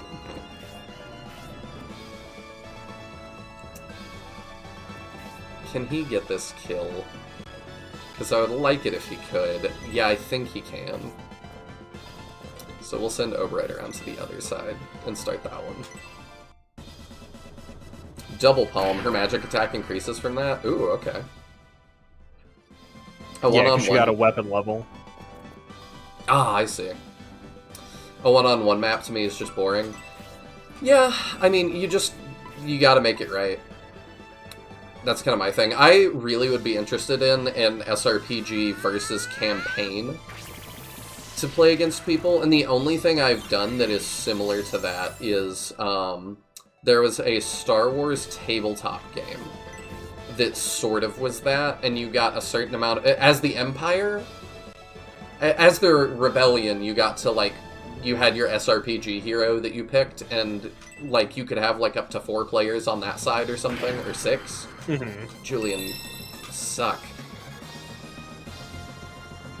So to your suggestion, Mahane, of, like, a best of 3 match, I think that could be interesting, but honestly, what I feel like what would be the best way, in my opinion, to do it would be kind of like the way competitive Smash Bros. Works, where you kind of take turns picking maps, like the loser picks the map for the next battle. So you could kind of counter pick teams and like choose which map you think your force has the best chance on. So you would kind of have like a somewhat neutral set of starting maps, and then you could counter pick maps based on who loses. That's how I would do it, I think. They had them pass a turn to be nice. Yeah, they always give you the one turn. Yeah, to me the thing that, like, a lot of the versus maps don't hit on, too, that's a tough question to answer, is that I like the idea of counterpicking, because you're kind of implying that, like, your force you're going to choose, and to me, all of the versus stuff I've played does not have an element of that. And to me, that's, like, what makes an SRPG kind of an SRPG, is the ability to do things like that. Oh, that's... I didn't realize that was AoE. Spirits, help me. Oh yeah, status spells are actually good in Shining Force 3, and part of it's just because they made them AoE at level 1. Huge. But yeah, like, picking the team is such an important part of, like, the SRPG experience. I do feel like it's just a huge thing to be missing in all the Versus stuff I've played. And then with that, there's also, like, the level up thing that you have to solve. That's like, are we gonna just cap everybody, kind of, at some point? Are we gonna promote everybody to auto-level them to 50? And it's like, it often doesn't feel like I'm using my units, because all of their stats have been so heavily shifted, and I could maybe just get used to it. Maybe that's the answer. I think for me, like, I think what makes the most sense is all characters are treated as they capped and then they promoted, and then you're at the, like, soft cap of promotion. Because, like, I feel like that gives every character all the tools that they could possibly have. Particularly for mages, it's very important, because some of your best spells are not going to come until you're hitting, like, capped promotion. Mm-hmm. And that, to me, I feel like... I mean... Although, I kind of go back and forth, right? Because if you talk about Shining Force 1, for instance, Bolt 4 does, like, 60 damage. And I think at max... Like, at 2020 max stats, there are, like, 5 characters in the game who can live a Bolt 4. Yeah. So, like, if you pick Aleph, you can just delete a unit. Which maybe is not what you want. I think that's the biggest reason I would struggle to... Like, aside from the RNG, internal or whatever, that, like, Sinister brought up, I think the hardest part of balancing a Shining Force PvP is magic being unresisted in every game aside from Resurrection and SF3. In that every other game, it's just raw damage, and it can be a lot. Mm-hmm. And I do feel like getting to... I think you said something about not getting to pick your units in a lot of PvP things. Yes, most of them. I feel like, to me, that's a must. Like, I was working on a Shining Force PvP hack, and the first thing I did was make a way for you to pick your units for each team. I mean, I also think it's a must. That, to me, just feels, like, inherent. And I don't think, like... Darkclaw and I just disagreed, I think, on... how it should work, because his answer was, I'm gonna pick all your units, and you're gonna have, like, aesthetically, I do appreciate at the end he had aesthetic differences, but it was all the same units when you boiled it down. Yeah. And I'm just like, I just really don't like that. I would have just made it, like you said, similar, but not symmetric. But fair. Mm-hmm. But that also requires a ton of playtesting. Yeah. I really feel like, to make her army more threatening, they really needed a spellcaster. You know, it would help. Hey, look at that. I also just have to say, I've been looking through this pre-release stuff, and that, you know, I've been looking for a recreation of that May portrait forever and ever. They have one. The person who posted all this stuff actually made one. Well, sweet. So now I have a recreated May portrait. You can use it for your next hack. Yeah. Arden's Part 2, SF Alternate Gaiden.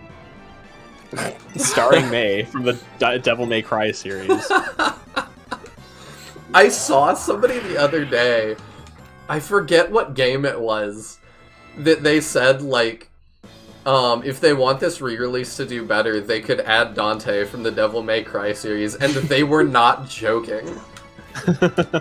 I was just like, that is an insane thing to request. Yeah. I think we're gonna sleep this guy and just keep grinding our Spirits, two help me. low levels on it. And by low level, I mean disgustingly one level below everyone else. That's it. Spiriel's pretty scary on her own. I mean, she did just destroy a giant mountainside statue with her own hands, so maybe you're right. And first she said, "I'll kill you." I saw the statue shivering. Or was it, "I'm going to kill you"? Something like that.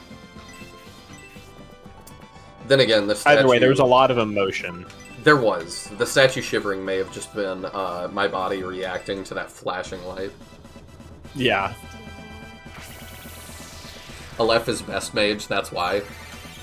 I do well, I don't know. I feel like all of the mages in SF1 are actually really good. I feel like personally, Tao just generally gets the most mileage just because her spells are so cheap. She also has really high agility, so moving in the turn order early means she can hit enemy clusters before your other units are going to move in and attack. Yeah. There's also that her availability is great. And that... Her availability is great. Like, Henri already joins underleveled when you get her, and with only Blaze 1, and then Aleph obviously gets hit with, like, the hammer of late game Shining Force 1, where she's, I think, like, level 15 unpromoted when she joins. And that's, you know, in Chapter 7? Like, late game. Oof, Irene. Come on, Irene.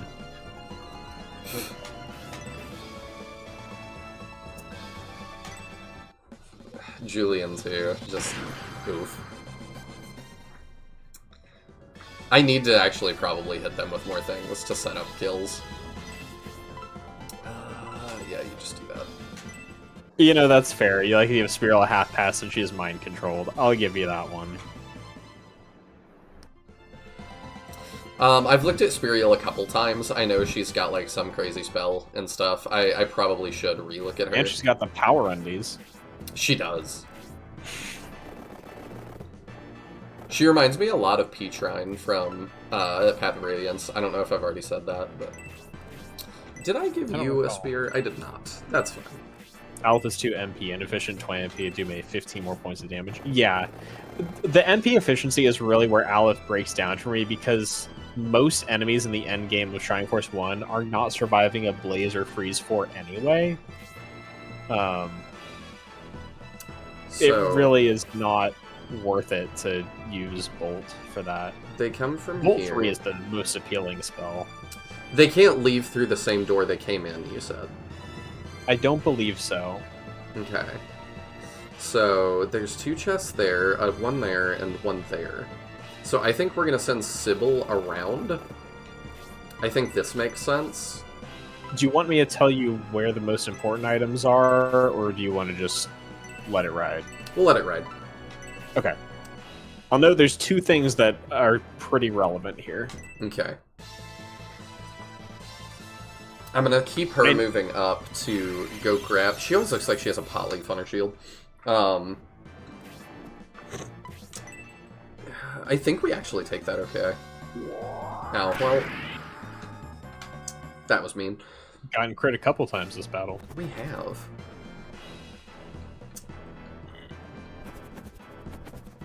Yeah, I could just grab that. Huh?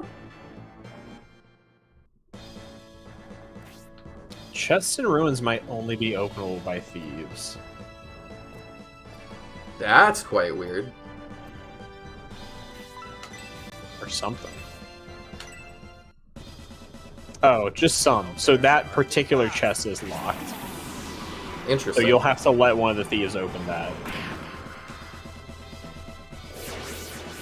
Oh, I thought I'd be setting up a kill there, not just getting it. That's not a pronunciation I've ever heard for Peatrine. I've always heard it said Petrine. Petrine. Petrine. I don't know. Teo, How is it Tal. spelled? Mahane put it in chat. I think I'd say Petrine. Not knowing the character. I mean, I probably say it that way because I was, like, pretty young when I played. Path of Radiance was my second SRPG. I didn't know there were more. I didn't really... Like, I just never questioned it. Mm-hmm. And then I bought that from Blockbuster thinking it was a fighting game. I've told that story a couple times. And then, yeah was like, oh, it's a Shining Force! And was way more excited. We probably don't do 17, but I need to set this up for Julian and Irene, because they are awful. Okay, perfect. And then Irene probably just needs to heal or cast something. Alright, let's double check into Spiriel again. So she's got the Heavy Halberd and the Power Endies. 30 attack, 22 defense. I'm not too scared of her, but we're gonna have to lead with somebody that isn't booty.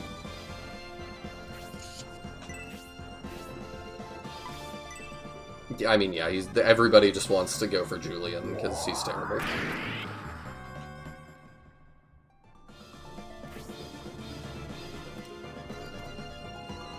That's probably a good heal for Irene, actually. Okay, Justin says most of the chests are locked. Oh, okay. I didn't really remember that being a mechanic, but evidently it is. You move here and heal Julian back up, and maybe you get a level out of it. Me at the dentist.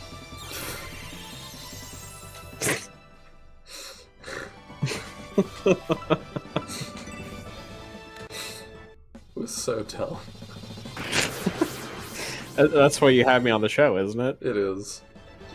Red chests are locked. Okay. Julian's kind of giving Roy a run for his money on the worst main character in SRPG title. He's not a main character yet. So I'm trying to think. You know, I'm kind of curious. How would I rank the Shining Force protagonists in, like, gameplay functionality?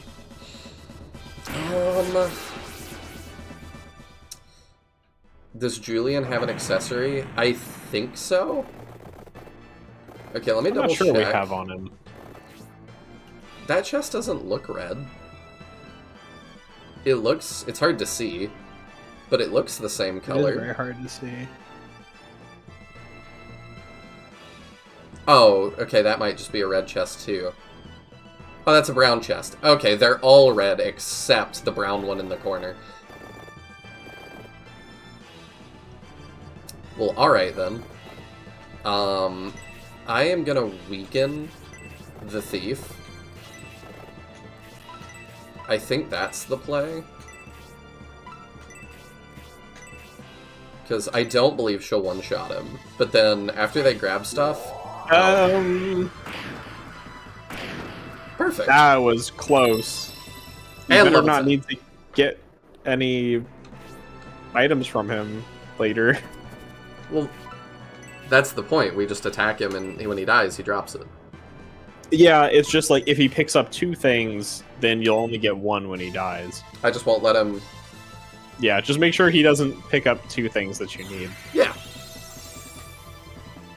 Oh, Justin says the red chests are unlocked. So, But then he says, I think I got that backwards.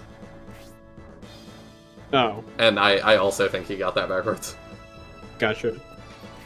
Mahane ranking the 4 that I know. You have to say 1 Bowie, 2 Max, 3 Symbios, and 6 Julian. So, counterpoint, Mahane. I was thinking about the fact where it's like, you know, oh, Max doesn't have any magic, so, you know, that tends to devalue him. He can use But the he Chaos also Breaker. gets access to the Chaos Breaker and the Sword of Light, which don't cost MP and can't break. So he actually has infinite spell cast, which none of the casting pro tags do. Also, Bolt is pretty weak in Shining Force too. So Yeah. I feel like Max might actually be a better caster than Bowie is. It's just based on his sword. Because I was originally thinking about that myself, because I feel like stats-wise, I feel like Max performs better in his game than Bowie does in his. In my personal experience. But then I really do think the Chaos Breaker makes up for the lack of casting. Yeah, good luck getting everything out of all those chests now that you've already got him down to 2 HP. Well, you know. So the large mithril is one thing. That's so goofy. The other thing is, in my opinion, far more important. Okay. Well, we'll try to get it. Okay. I don't remember if he drops the most recent or the oldest first. thing that he picked up. Yeah. I don't know. I guess we'll find out. Oopsie doopsie. Sort of like also makes Amon Balroy the best Birdman in that case. I disagree with that just because Amon and Balroy both die in one hit, so it doesn't matter that they have the ability to use the spell. I'm not sure who the best would be. If you want to talk best Birdman, there's a pretty definitive answer from Final Conflict. Generally, the Gaiden Birdmen in general are all very good, and Final Conflict has probably no question the best Birdman in the series. We hold a position. Justin says the thieves drop in order of received, so he's only going to drop the Mithril. Grab. Well, what am I missing? So you're missing a Light of Hope, which is like a Shower of Cure but for MP. It just restores MP of your entire party. Okay, that's not too bad. I think there's like 4 across all of the scenarios total. It's very relevant in the end game when you're casting a lot, so in my opinion it's a big miss, but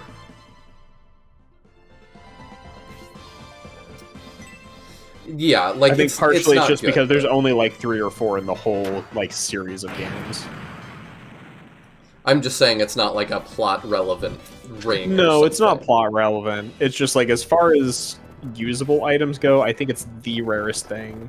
It's worth 20,000 gold. Is that all? That is the most gold. It's double a Shower of Cure. Wow. Yeah. So it's pretty darn good, and it's a shame to miss, but yeah, you're not like, it's not plot relevant. I'm gonna get her going to the other chest. There is at least one, like, I guess I'd say plot relevant thing to get into ruins in this scenario, so we'll have to make sure not to miss that. Okay.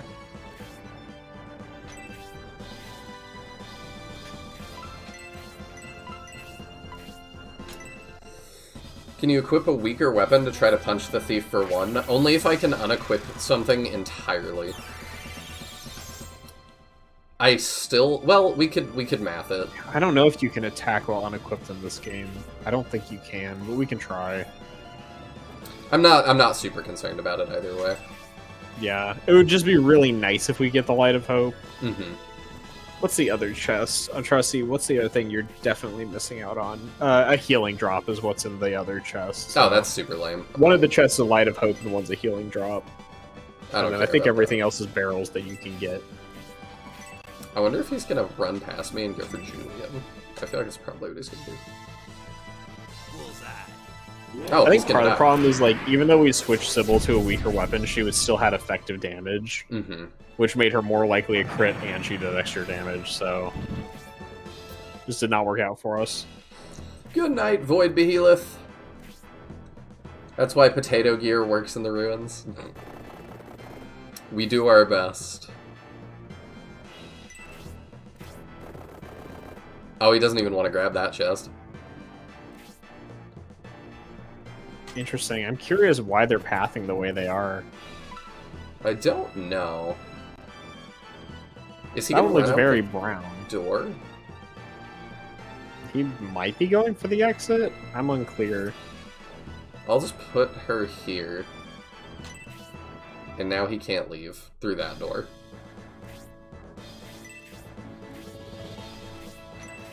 And we just pass everybody outside.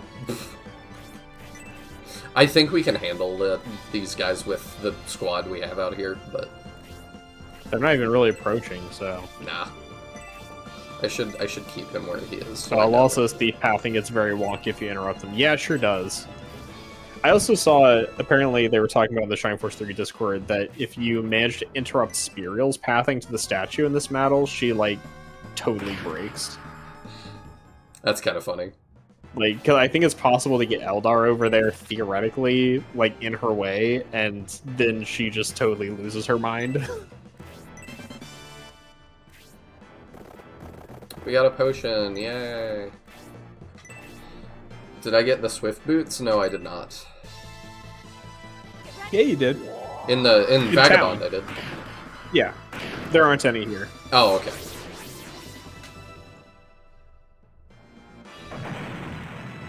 Oh, I believe the Swift Boots have a use effect if you haven't looked at them. Are they an equip? Yeah, they're an accessory. Oh! I thought it was going to be an extra move. I didn't use those on anybody. That's an accessory that gives agility, and I think on use it casts Port, which is your quick equivalent. Okay. And because level 1 spells are AoE in this game, I think it's actually like it's an AoE quick centered on yourself. That's insanely good. We are going to have to equip that after this battle. Yeah. It may not be AoE. Either way, it's still quite good, because just being able to defense boost on demand is pretty darn good. Yeah, that's huge. We are getting ready. This is such a good target for some sort of AoE.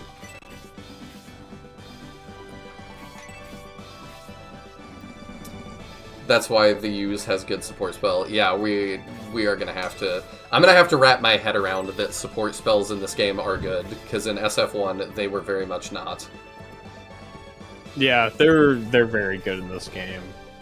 Specifically, like the Holy Grail support spells of this game is Resist, which I think only like 2 or 3 characters get. It's super good. Which is an AoE resistance to magic. That's kind of what I was figuring. Yeah. That sounds really good. So good. There are some fights I don't know how I would have done without it, so... Alright, we charge. If you ever see somebody has it, they need to stay fielded.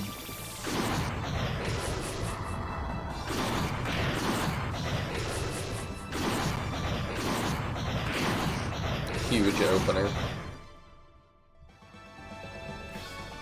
Good for big hands.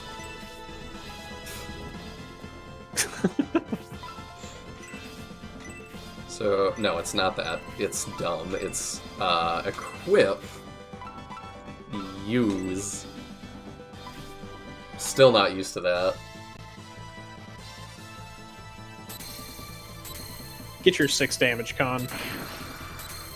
Ooh, never mind, 5. It's a free AoE. I'll still take it. Oh yeah, it's not like worthless. It's just a little sad how weak it is. I was hoping that somebody else would get a turn that could get up there and help her out. I guess that's not happening. It wouldn't be a good map if she didn't die, right? There's who I needed. Yeah, she was clearing space for him. Definitely. Fierce Burial. I mean, I'm leading with Obright, so that should tell you how I feel about her. Like, in theory, the power unders give her like plus 12% counter chance too. Ooh. So yeah, we'll she might be counter people.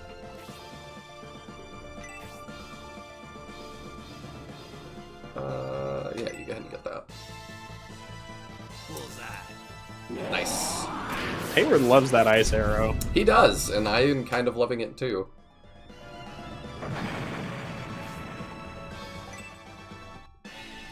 Going for Khan, okay. I'm surprised we haven't seen a ton of Hypno arrows. He also got that, I believe. I think, yeah, he did. I'm really curious how it chooses which special they use when they crit. I am going to assume she is immune to sleep. What's her luck? Oh, right. Like, you can actually check how stats immune things are here. Not very high.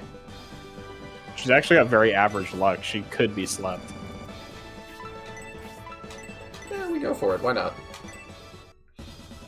Noon doesn't really have any friends anyway.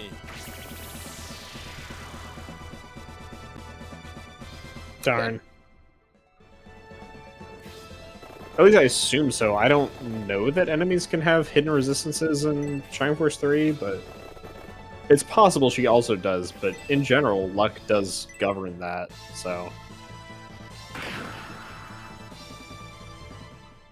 The Mega Loader dealt a whole 6 damage that time. Yeah, I feel like the... honestly, I just kind of feel like everybody on my team has a lot of defense. Like, it's not that the enemies are particularly weak, we just have a lot of defense. Except for Julian. Hello, Magnus Zero. I put her to sleep in my playthrough, so it's possible. I see. You don't happen to be related to... I believe Magnus Dead is a Shining Force streamer? Or YouTuber? I'm just curious if there's any relation there. I'm going to kill you. It's so bad. It's pretty terrible. I love it, though. Oh, I forgot that, yeah, the higher your luck is, the more chance you have to hit your stat spell, too. I would love to see the actual math for it, but I'm not sure I can find that anywhere. I'm really curious, like, what the odds actually are for stuff.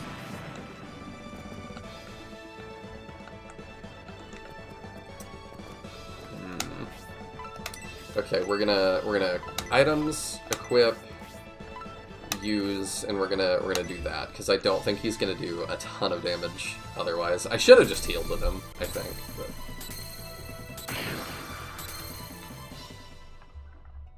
Nah, no relation. Okay. Figured I would ask.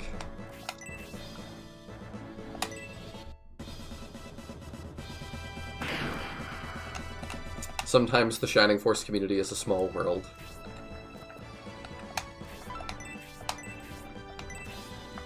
Alright, we'll let you heal here. Irene's the only one that... Well, no, her and Julian both can't promote yet.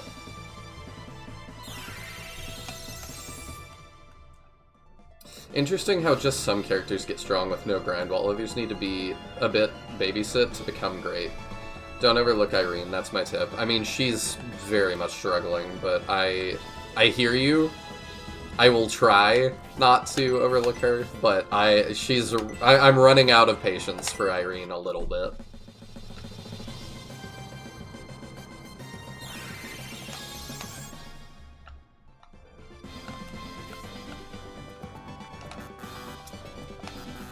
Come on. Nope. Stand in the spot. Thank you.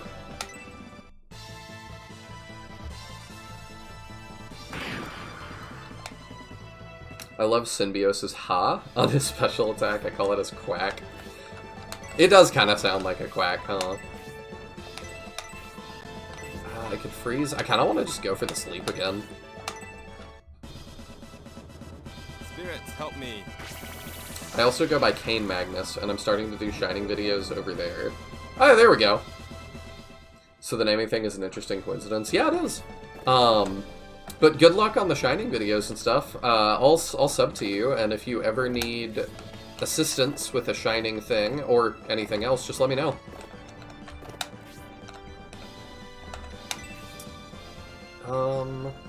Attacking people in this also does not wake them up, right? I don't recall, honestly. Okay, we find out. I think getting attacked can snap you off, like, confusion, but not sleep. Okay. Because I know, like, some status is affected by it, but clearly it didn't wake her up here. We swap to Power Spear, and attack.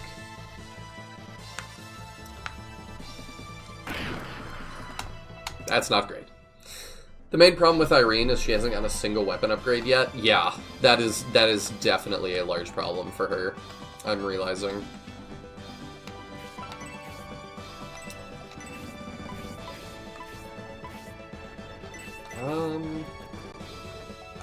Grace, why don't you just hang out? You're not... Oh wait, did I heal you already? Maybe I didn't. I sure didn't. Okay, you take that. A number of characters in this game would be a lot better if they got more frequent weapon upgrades. Yeah, it definitely feels one-sided a little bit. And I keep thinking, surely the next thing will have an upgrade for this person, and then it kind of doesn't. Yeah. That was a lot of damage. How much did she do? I wasn't looking. 14. That's not bad. I'm pretty happy with that. So is there anybody who's not 10 yet, by the way? Is there anybody we need to focus on getting experience to? Yeah, Irene and Julian. Okay. Just want to make sure, like, if possible, we give them chances to get there. Yes, Because we can kind of abuse Spiriel being asleep to give them chances to hit. that is my plan. The problem is Irene is just so garbage, she does 2 damage. Yeah. So Well, I that's- honestly think her using a medical herb on somebody is more EXP. That's fair. Do we have anybody who's injured?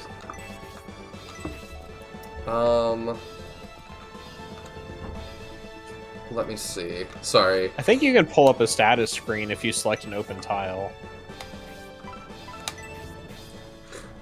One of my then friends you can- just... I have friends over, and one of my friends just popped in. What is this? What was put on my desk? Okay.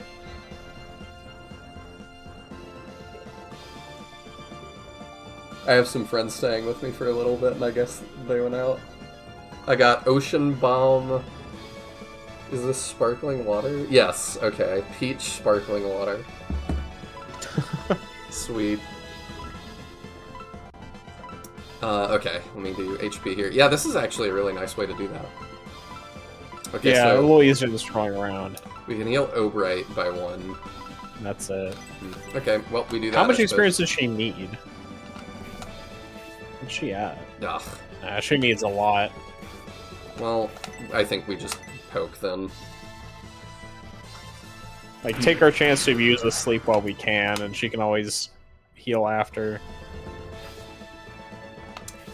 Yeah, I didn't leave a space for Julian. Whatever. I'm betting she gets one-shotted, but I don't know that. Irene? Yeah, Not sure. you do, like, no damage, so you can keep doing yours and getting chippy XP. It would be nice if she was, like, friends with anybody who gave attack. It would be nice. Another SRPG thing, just by the way... Okay, I saw her wake up. I'm gonna let Eldar keep doing that, because maybe she'll level doing damage like that. Ow. Oof. Did 15, though. Yeah, That looks like something for Irene to heal. it does. So what's another SRPG thing? Oh, I saw Super Robot Wars Y just came out.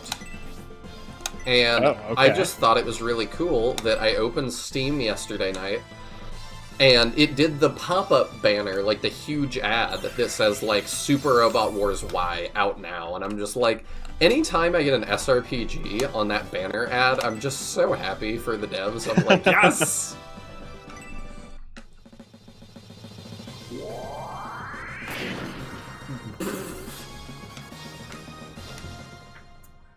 She is getting those counters for sure. Yup! She sure is. Let's just healing drop Julian in hopes that maybe he doesn't die. Julian's problem as well, same weapon. Yeah. I appreciate it. Actually found out about Silver Ghost being an inspiration for Shining Force from a vid you made. It helped me with some background info for a vid I made on Kane. Oh, well, thanks! Yeah, people don't reference that video too much. Because, Silver Ghost is such a weird thing. It also seems just like a very tedious game. Yeah, I've only had one person so far, I think, comment on it and be like, are you gonna come back and finish this ever? And I'm like, it's in a language I don't speak and it's an active game. Like, it's really tough. And it's the control scheme to begin with. Like, SRPGs I'm intimately familiar with. So... Dang, she is, like, fully awake now, and she's gonna kill somebody, so I'm gonna have to just go in, I think. Probably, yeah. Now bear my Arctic blast. Beautiful. But especially, I was actually going to talk about Silver Ghost a little bit, so that was a great reminder. Especially with this adopting some weapon triangle shenanigans, I'm like doubting more that they're like, oh, we weren't inspired by Fire Emblem. I'm like, okay, I think we pretty clearly were at some point down the line. I'll give you SF1, maybe. Well, I mean, one thing that I'll bring up that is talked about. I know I was like talking about Shining Wiki stuff earlier, I'm going to kill you. but one of the things they point out quite a bit is that the games after Shining Force 1 were made by a different team. Mm-hmm. And like those like interviews about being inspired by Silver Ghost and stuff are all original team, I believe, before it changed companies. I see. Because everything after Shining Force 1 was actually a different company. So it very well could have been that they drew in a lot more Fire Emblem influence. I mean, I still, like, Shining Force 2 is not too big of a departure for me. But also the fact that, like, the Gaiden games don't have the map exploration, I'm like, alright, we're already more Fire Emblem, you know? Mm-hmm. The golden statue, the Elbasim statue, the guardian of the Demon Gate, has been destroyed. Yeah, I was there. That was crazy. Oh, Spiriel.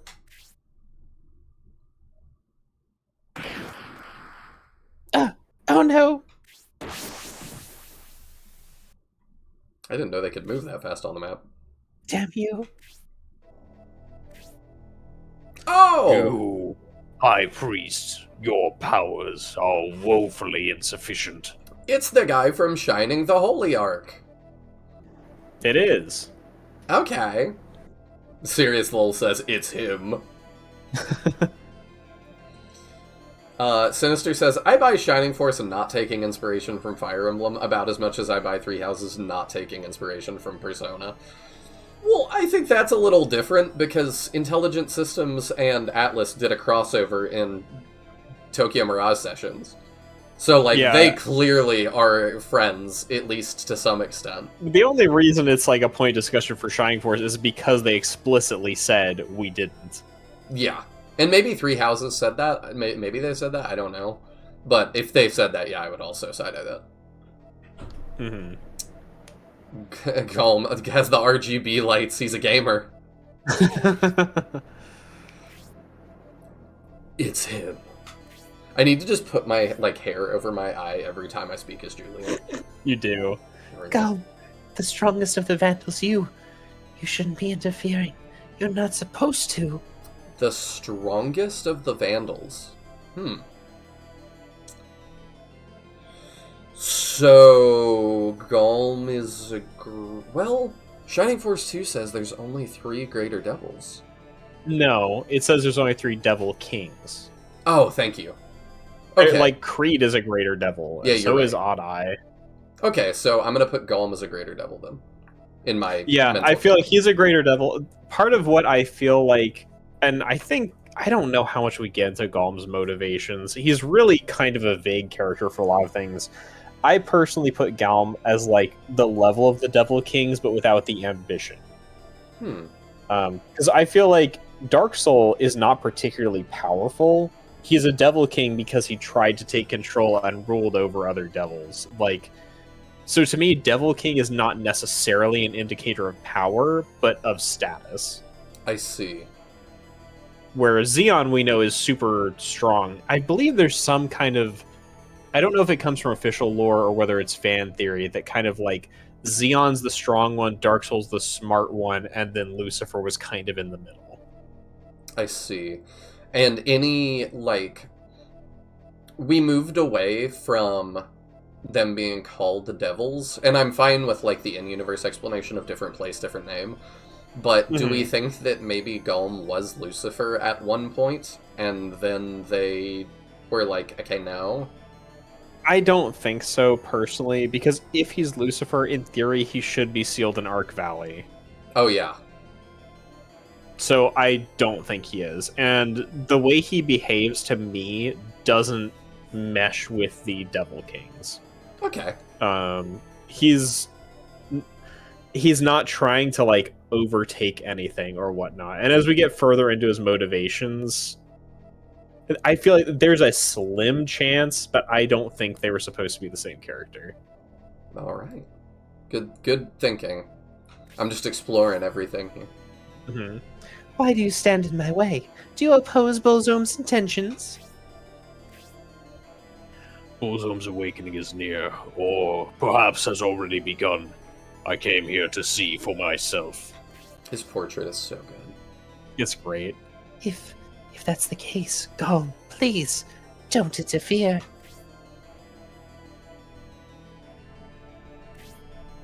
It's hopeless, Julian. Golem is the strongest of the Vandals. You can't hope to defeat him. It's hopeless, Julian. Please don't try to stop me, Mascarin. I swore someday I would find Golem. I can't let this opportunity get away. So you wish to challenge me? Drop this foolish notion and cease your rash action. You have no chance. Die, Golem! Ah! Well,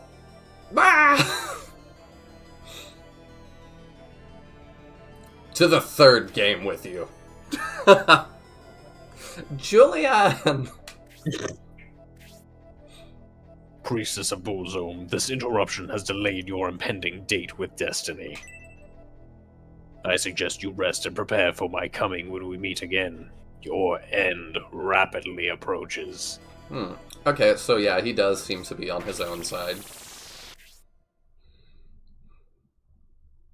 Justin, we were discussing this in the Discord earlier. Kind of a theory that a number of us subscribe to is that Vandals and Devils are the same thing in Shining Force. I feel like Devils being the product of Hell doesn't make sense because we have no establishment of Hell existing in Shining Force. I mean, to me, They're just that's kind of a thing. That's what Arc Valley is, but...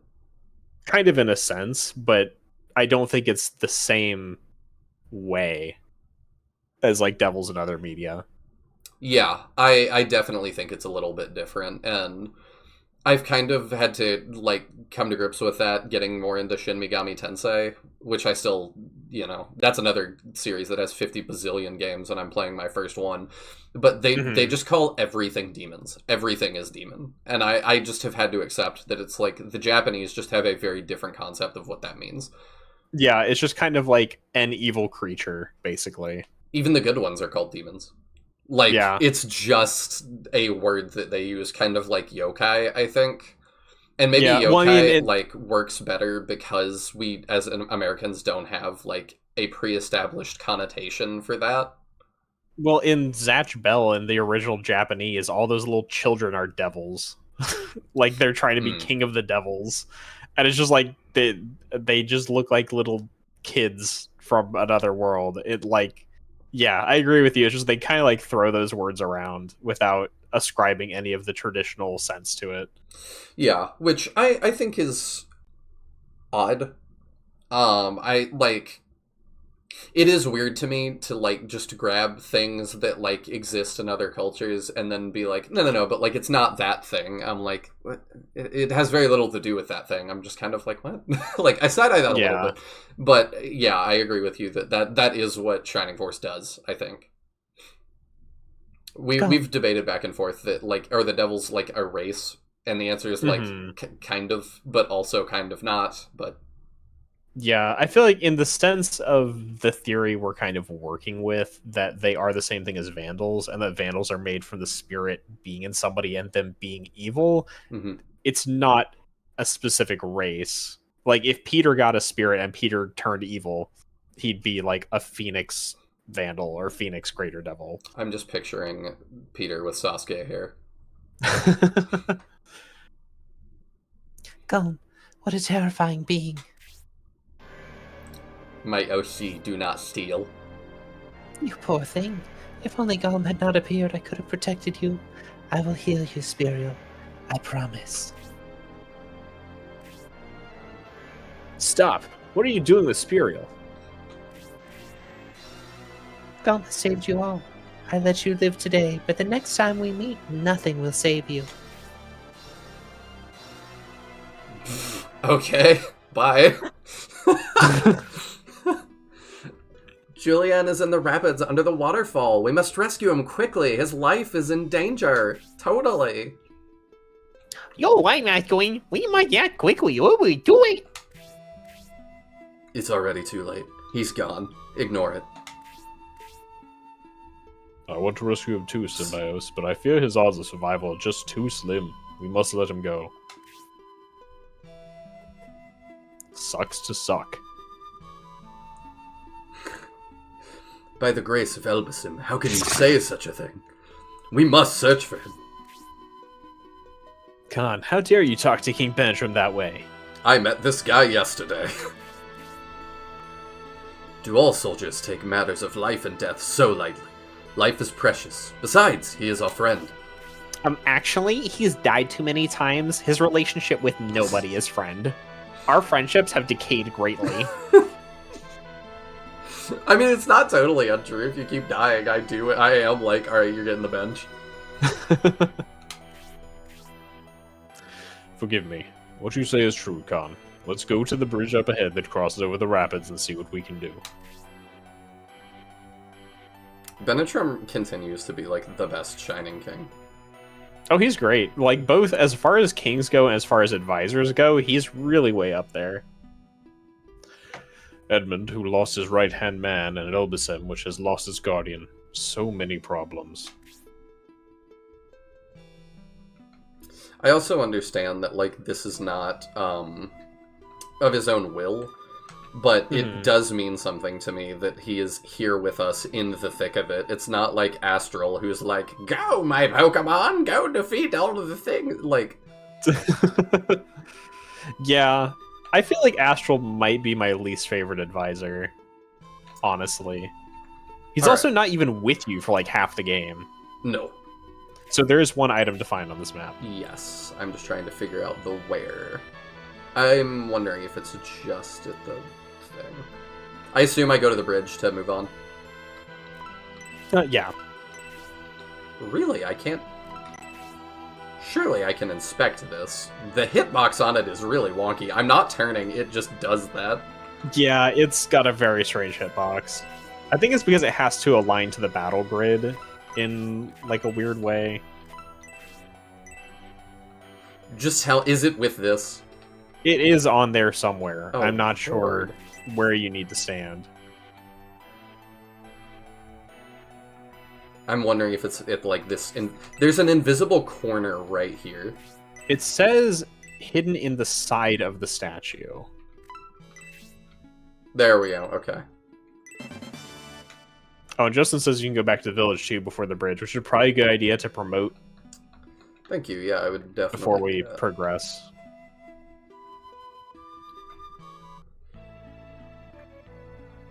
While we do that, alright. I would get Mira's food set up. Okay. I'm also going to catch up on chat here. I think Vandals and Devils are different entities, but I still subscribe to the theory that Holy Ark SF3 are like 1,000 years after 1-2 Gaiden. My biggest thing with that is how do you explain the villagers in Holy Ark talking about Hanzo? That they were like, yeah, like they're humans and they know Hanzo. Like they specifically say this is where the village that Hanzo like was raised in, and he went far away somewhere, and we hope he's doing well. And so I'm like, okay, that's probably the Hanzo in Shining Force 1. So that to me is like these are within a human lifespan. Like they might be separated by like some years, but it's enough that like a middle-aged person in that village remembers Hanzo. And apparently they also reference a character in like one of the Gaiden or CD things that I've not played. So that tells me that like there's two ties to that being not that long ago. So my question is just how it might not necessarily be the same guy.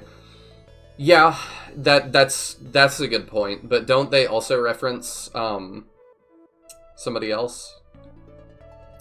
There's two Slades that are completely different characters. Are there... Is that their Japanese names, though? If so, then I got nothing.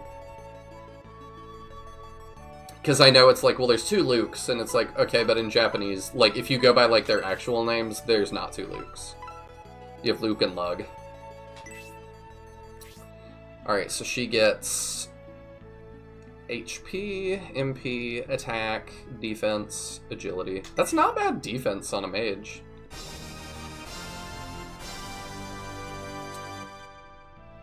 Masquerain has entered the negative friend status, so she's an enemy. You want to talk about cringe OCs? After I played this the first time, I made up an even edgier pro tag that was the child of a Vandal, and his name was Rage. To be fair, Rage absolutely fits in. Oh, her portrait looks great. Hayward gets pretty good promos. Defense actually gets brought up to snuff a little bit.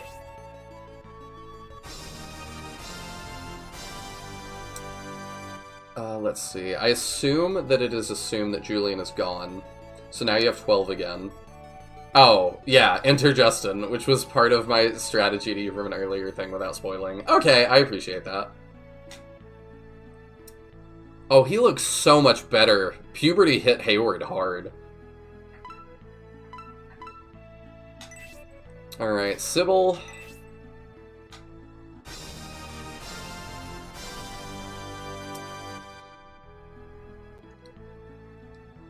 Let's see. They also reference Kojiro from Final Conflict. Okay.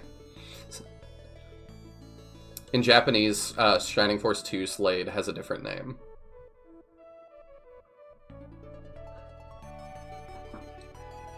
There are a few Arthurs, too. Slade in SF2 is Jippo in Japanese. That's really funny.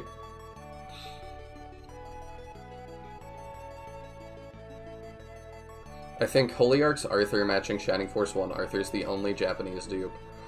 Yeah, we talked about it during the Holyarch playthrough. I typically, if you're using the same name for a character, I assume that's intentional. Unless, like, you're gonna state otherwise. So especially the fact that they reference 2 characters that we've apparently seen in prior games, I would assume they're just talking about those 2 characters.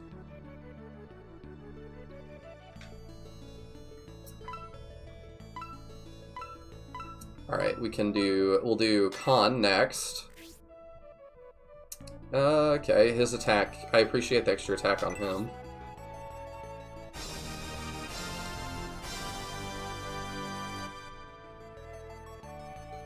Earliest Master Monk in a Shining game. That looks really weird. He just has a giant armored hat. Alright, and Eldar. I'm excited about this one. She gets 4 more attack, which is awesome.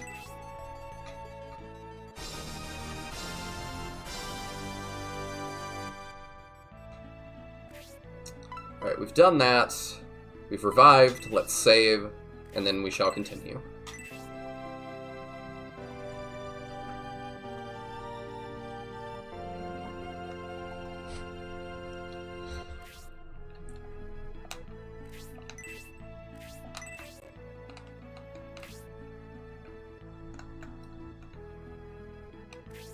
Have you gotten enough rest? Yes. So I'm curious, too. Could I have come back and done the recruitments for Justin and the other 2 after this battle?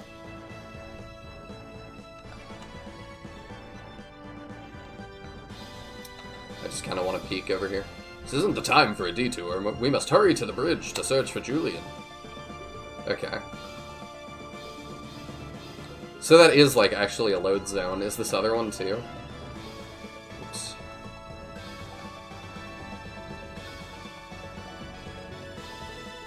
So you gonna tell me not right now. Okay. Professor Oak telling me. Not right now. Oh, it's like the Terracotta Army look for Khan. Yeah, I was trying to place what it was. Julian has a very Arthur Holyarch vibe. Yeah, he does. What? That is not the music I was expecting to be playing here. I expected, like, something scary. This is very tranquil. Oh, there's kind of that undercurrent, though. Once across this bridge, we'll be in Espinia, back in Republican territory. I don't see any sign of Julian. I wonder if perhaps he was swallowed by the rapids. Yup, he's dead. Let's go home. The area around the waterfall basin is the fastest of the rapids. We have no chance of catching up. You look like the boss that we ended on last time, but, like, done again. Hehehe. Are you searching for something, Republican rabble?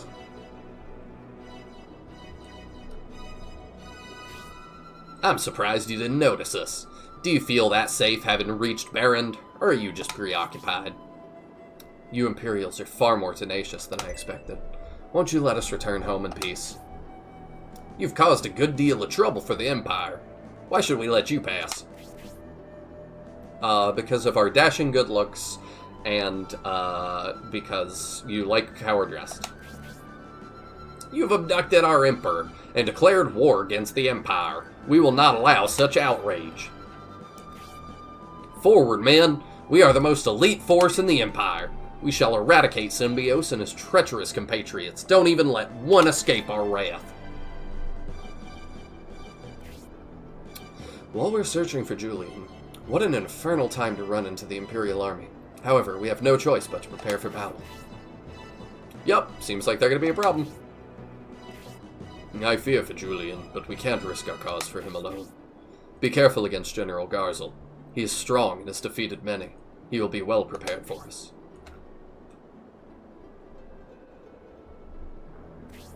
Julian's drowning? Sorry, King. Gotta promote the gang first. Oh, I didn't look at these two. Yeah. That looks about the same, I think.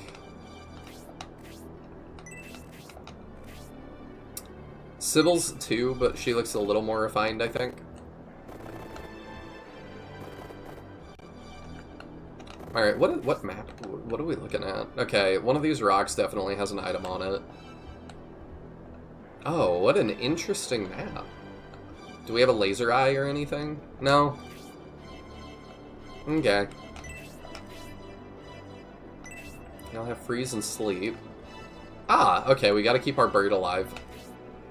Oh, they have birds now, too. Interesting. Okay. Nothing there. Got it.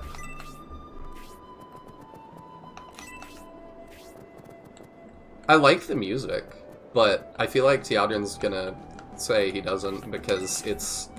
I know a lot of people don't like how sleepy some of the Shining Force 2 themes are, like the shrine music and stuff, and I really like it. Oh, that guy's just up there. That's Batman up on his perch up there, huh? I wonder if there's stuff hidden up there. We're gonna have to be really careful to keep Eldar alive. Let me catch up on chat real quick. I tend to think that they're a long time apart because there's no mention of Max, Bowie, Xeon, Dark Dragon, Dark Soul. There are very few major ties between 1, 2, Gaiden, and Holy Ark and 3. Yes, but they happen, like, really distantly. Like, I think geographically they're quite far apart. That's kind of my guess. So that's why there's not as much of a mention. And word has not made it back yet. Because, like, they don't know about... Like, they know about Hanzo, to me. But they don't know how he's doing. So I assume he's just left to go to a far-off land. As for Hanzo, it's a common ninja name, not unlike Will Arthur for Knights and Kings. Yeah. Because it's Hattori Hanzo and his rival Kojiro Sasaki. So that's why they have those, I assume. Few major ties between games don't mean they don't happen in the same time frame. IMO, if they're on different continents, why would they know the events of SF1 and 2? Yeah. Because they're big enough would be my best answer to that. Like to Steelman, the other perspective. But yeah, like, if, say, like, France faced a huge, if France, like, got into some huge battle, I would not know about it for a long time if we didn't have the internet. Like, it would take me, like, a very long time to hear about it. And even then, like, if it's not, if they're not related at all to me, like, not to be rude, but it's like, why do I care? You know, if I'm, like, a medieval peasant that has no vested interest in that. I don't know, maybe you get what I'm going for. That man looks so familiar from something, but I cannot place it. Yeah, I can't either, but he does look familiar. I just assumed it was another portrait that he looked very similar to. The map and the OST are both nice. I agree. I'm liking this. Hello, Jingle Dwarf. I hope you're doing well. Sorry I'm behind on chat. Gotta agree, this was the turning point from a good game to a great game. Ooh, I'm excited. Like, if we assume no phones or internet in the US, I'd be... Tiandrin and I are just literally saying the same things. I'm, like, behind, but that's really funny that we just are thinking the same way. I guess this is why we're friends. Yeah, I'd be unlikely to know if Dark Dragon was awakened in Australia last month. Yeah, if nobody could be there to tell me.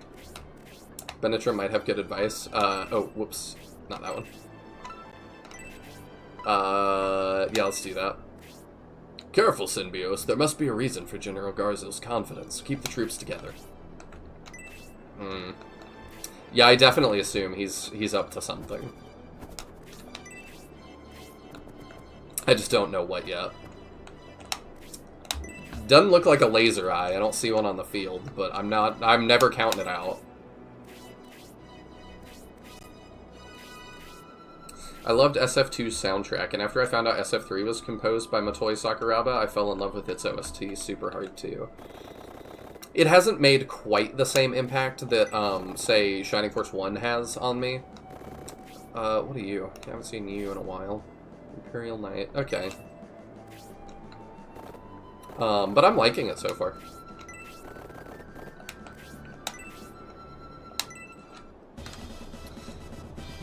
Kojiro Sasaki was Musashi Miyamoto's rival, not Hanzo's. Hanzo's ninja rival is Kotaro Fuma. Oh yeah, thank you. You are totally right.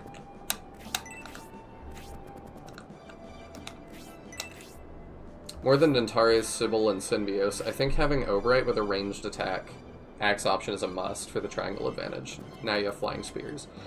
Yeah, maybe we should do that.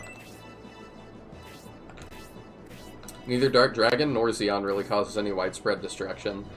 I mean, we lost, Grands.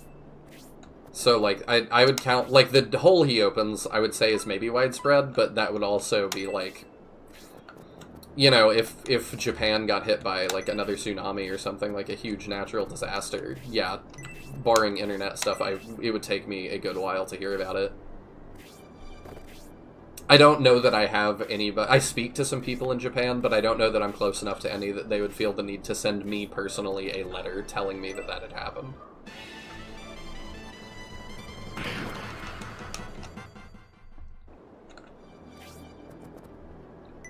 I guess I mean world spanning. Yeah. Yeah, the skies world over didn't turn black and, like, all that. No. Kind of same thing.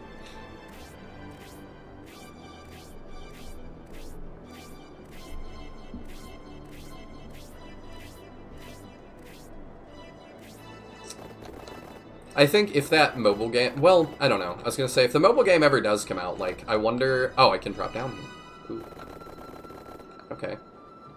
If the mobile game ever does come out, I wonder if they're going to make any changes to how, like, the lore and stuff works.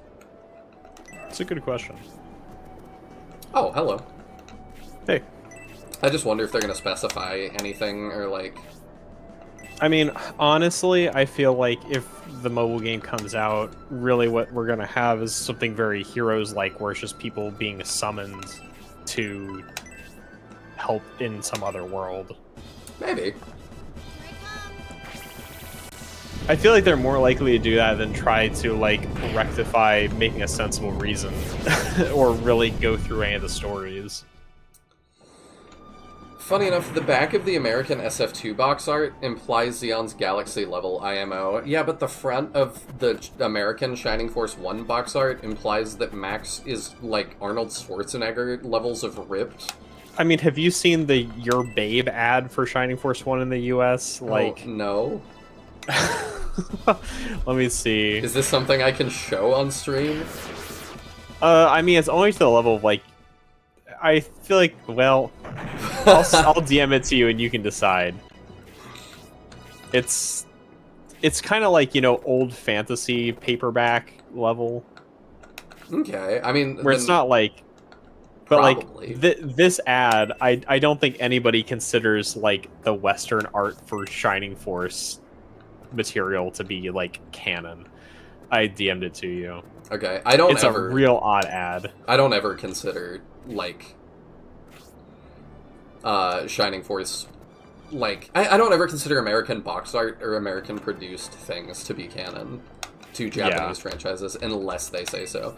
And I might just wait on watching that one because I do want to do a Shining Force ads video at some point.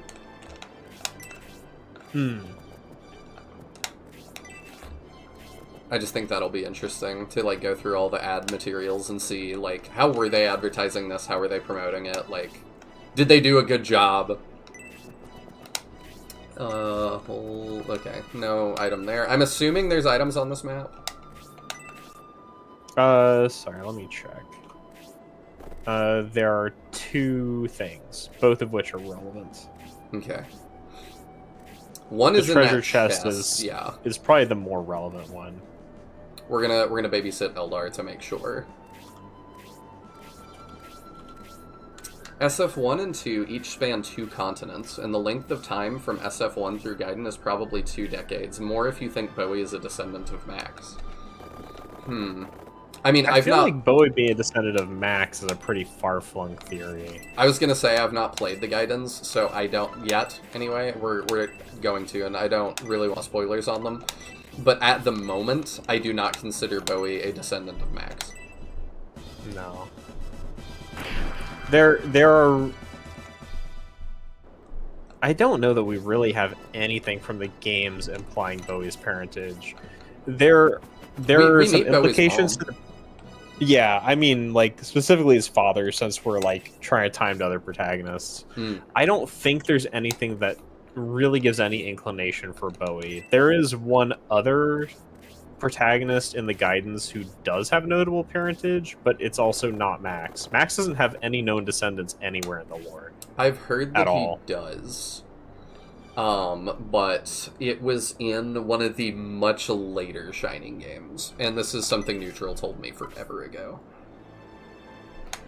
Gotcha. Within the Force timeline, he doesn't. Yeah. So, and is this talking about, like, the Max from Shining Force Neo, then, or...? I mean, that is more of a general Sega question that I cannot answer right now. Because I'm like, I don't know that the original Max appears, like, in later Shining content. I don't believe he does. It's just that I was told by Neutral, who was told by somebody else. So, like, this is third hand for me. So, take large grain of salt here. Gotcha. I'm taking it with large grain of salt until I play it. But I was just told that, yes, Max is mentioned in one of the later games. That somebody, like, says, like, they're his descendant or something. But yeah, to your point, are they talking about actual R-Max? Or are they talking about Neo-Max? Or Resurrection Max? You know, I don't know what Sega's, like, through line on that is. Did Neo replace Shining Force 1 as canon? I have no clue. Good question. I think I will note, just back on the topic of Bowie being descended from Max, I think the only basis for that theory is that Max is the protagonist of the game before Bowie's. I don't think there's any in-game lore that would even lead to that speculation, aside from just being in the same game series. Yeah, like, I don't know, I would not guess that. Because usually the anime rule is if they have the same color hair, it's a possibility. Which is goofy, but it does kind of hold true. And Bowie Just be and Max careful of Final Conflict spoilers, Sheldon. Look very different. Don't mention, like, any Final Conflict stuff, please. Yeah, I just don't want to know about it yet. Yeah, I don't think you saw that message. Nope, I'm not looking. Yeah, okay. I removed it. Just be, like, very, very careful Final Conflict spoilers specifically. To be fair, Super Buff Guys was the style at the time. Never forget Fabio was the cover of Wizards and Warriors 2 Iron Sword. That sounds nuts. I did not know that. Bowie's house in New Gransfield has a book called Father Carpenter. Really? I don't remember that. That's interesting. Sharpness does love its on-the-nose book titles, so... Yeah. Which, that to me would imply that it's not Max, because Max, if anything, became a farmer, is implied by the epilogue of SF1. There's the Mithril. There you go. And just the treasure chest, the only other thing. Oh, okay. Well, you saved me a lot of time going and looking up here and, like, up here and... What is your... Yeah, I mean, I told you there's only 2 things. I don't like that this guy is just sitting up here, ominously. Or I guess I could tell you, there's one other item. You'll have to find it. I appreciate that we have a flyer for this chest this time. We've learned from Shining Force 1.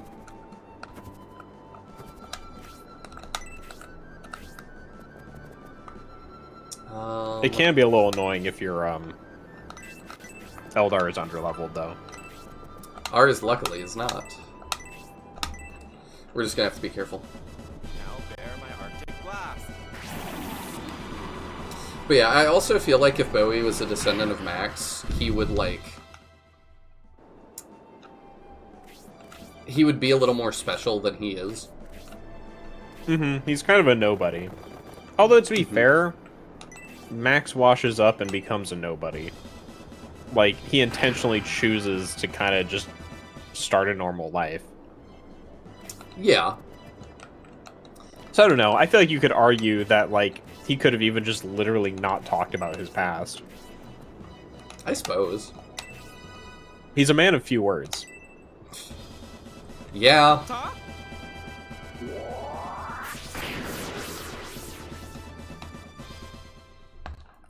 I was trying to get Justin to attack, but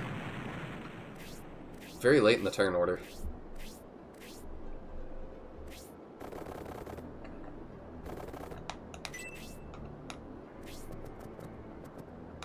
The fact that we're still fighting the Mega Loaders is a little bit weird to me. Yeah, they're a little outclassed at this point. Yeah. Do you have heal 2? You do. It's a lot of EXP, or a lot of MP, but I think you just need the EXP.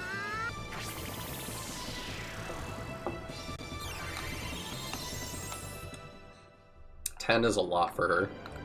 I'm hoping that once I promote her and she like gets a new weapon, that she kind of starts coming into her own. Yeah.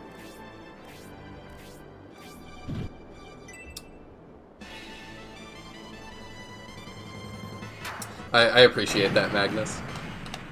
I'm going to... Final Conflict does have some explicit family ties between characters and, like, between games, but... I've had some of it spoiled for me already, just by nature of being in Shining Spaces, but... What do you know? I don't want to say, because I don't want to spoil it for anybody else. Okay. And I don't want to talk about it. Talk about it. You're going robot a little bit. I'm wondering if it's your end or my end. Sure. Could be either, I guess. I am in the middle of a storm, so... That could be, because you sound fine on my... Okay. Hopefully it's not too bad. Let's see. Oh, are we back? I mean, you there on my end. I can hear you now. Okay. I think we're coming back. Stream went down for a second. We're gonna make a new link. Maybe? Well, rip. Is it fully dead? I don't know. Let me see.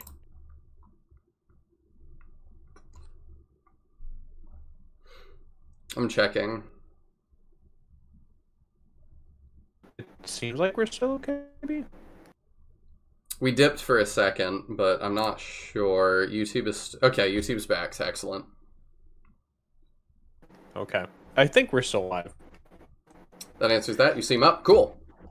So I was curious. I did a little search because I wanted to contradict Sheldon, because of course I do. Saying like 5 to 7 decades have passed for the story of the world.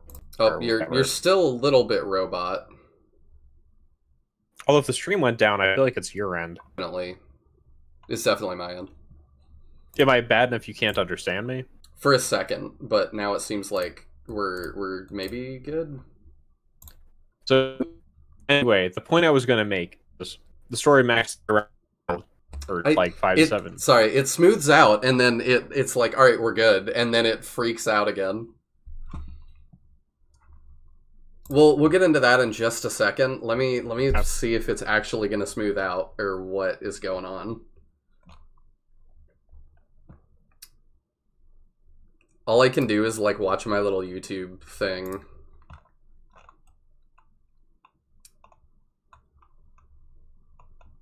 We'll see.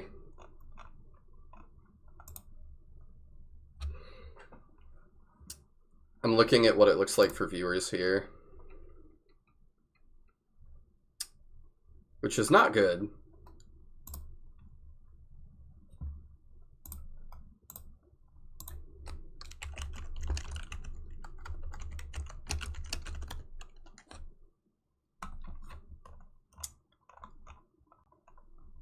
All right, now it says we're good. It keeps changing. Just gonna type my point. As far as story of relevant person gets told elsewhere, it took until the year 1549 for Christianity to reach Japan. And as far as well-known figures that word spread of, I feel like that's the biggest I can think of. That is a very strong argument. So, 1,500 years, and, that's just between continents in the real world. I feel like fictionally, it's very easy to believe people would not have heard anything in 1,000 years. Yeah. Seems better. Okay, we're gonna press on. For now, there might be a little more chat delay. We'll see.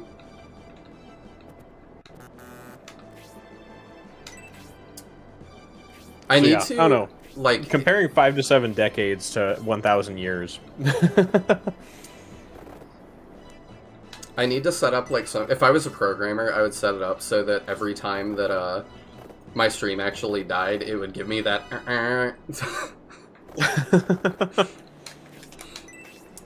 I'd probably just learn to hate that sound, but.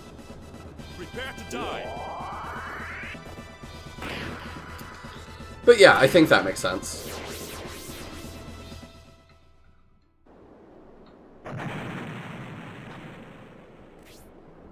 Oh, we don't need an antidote. We're good on that now. Uh-oh. You've fallen right in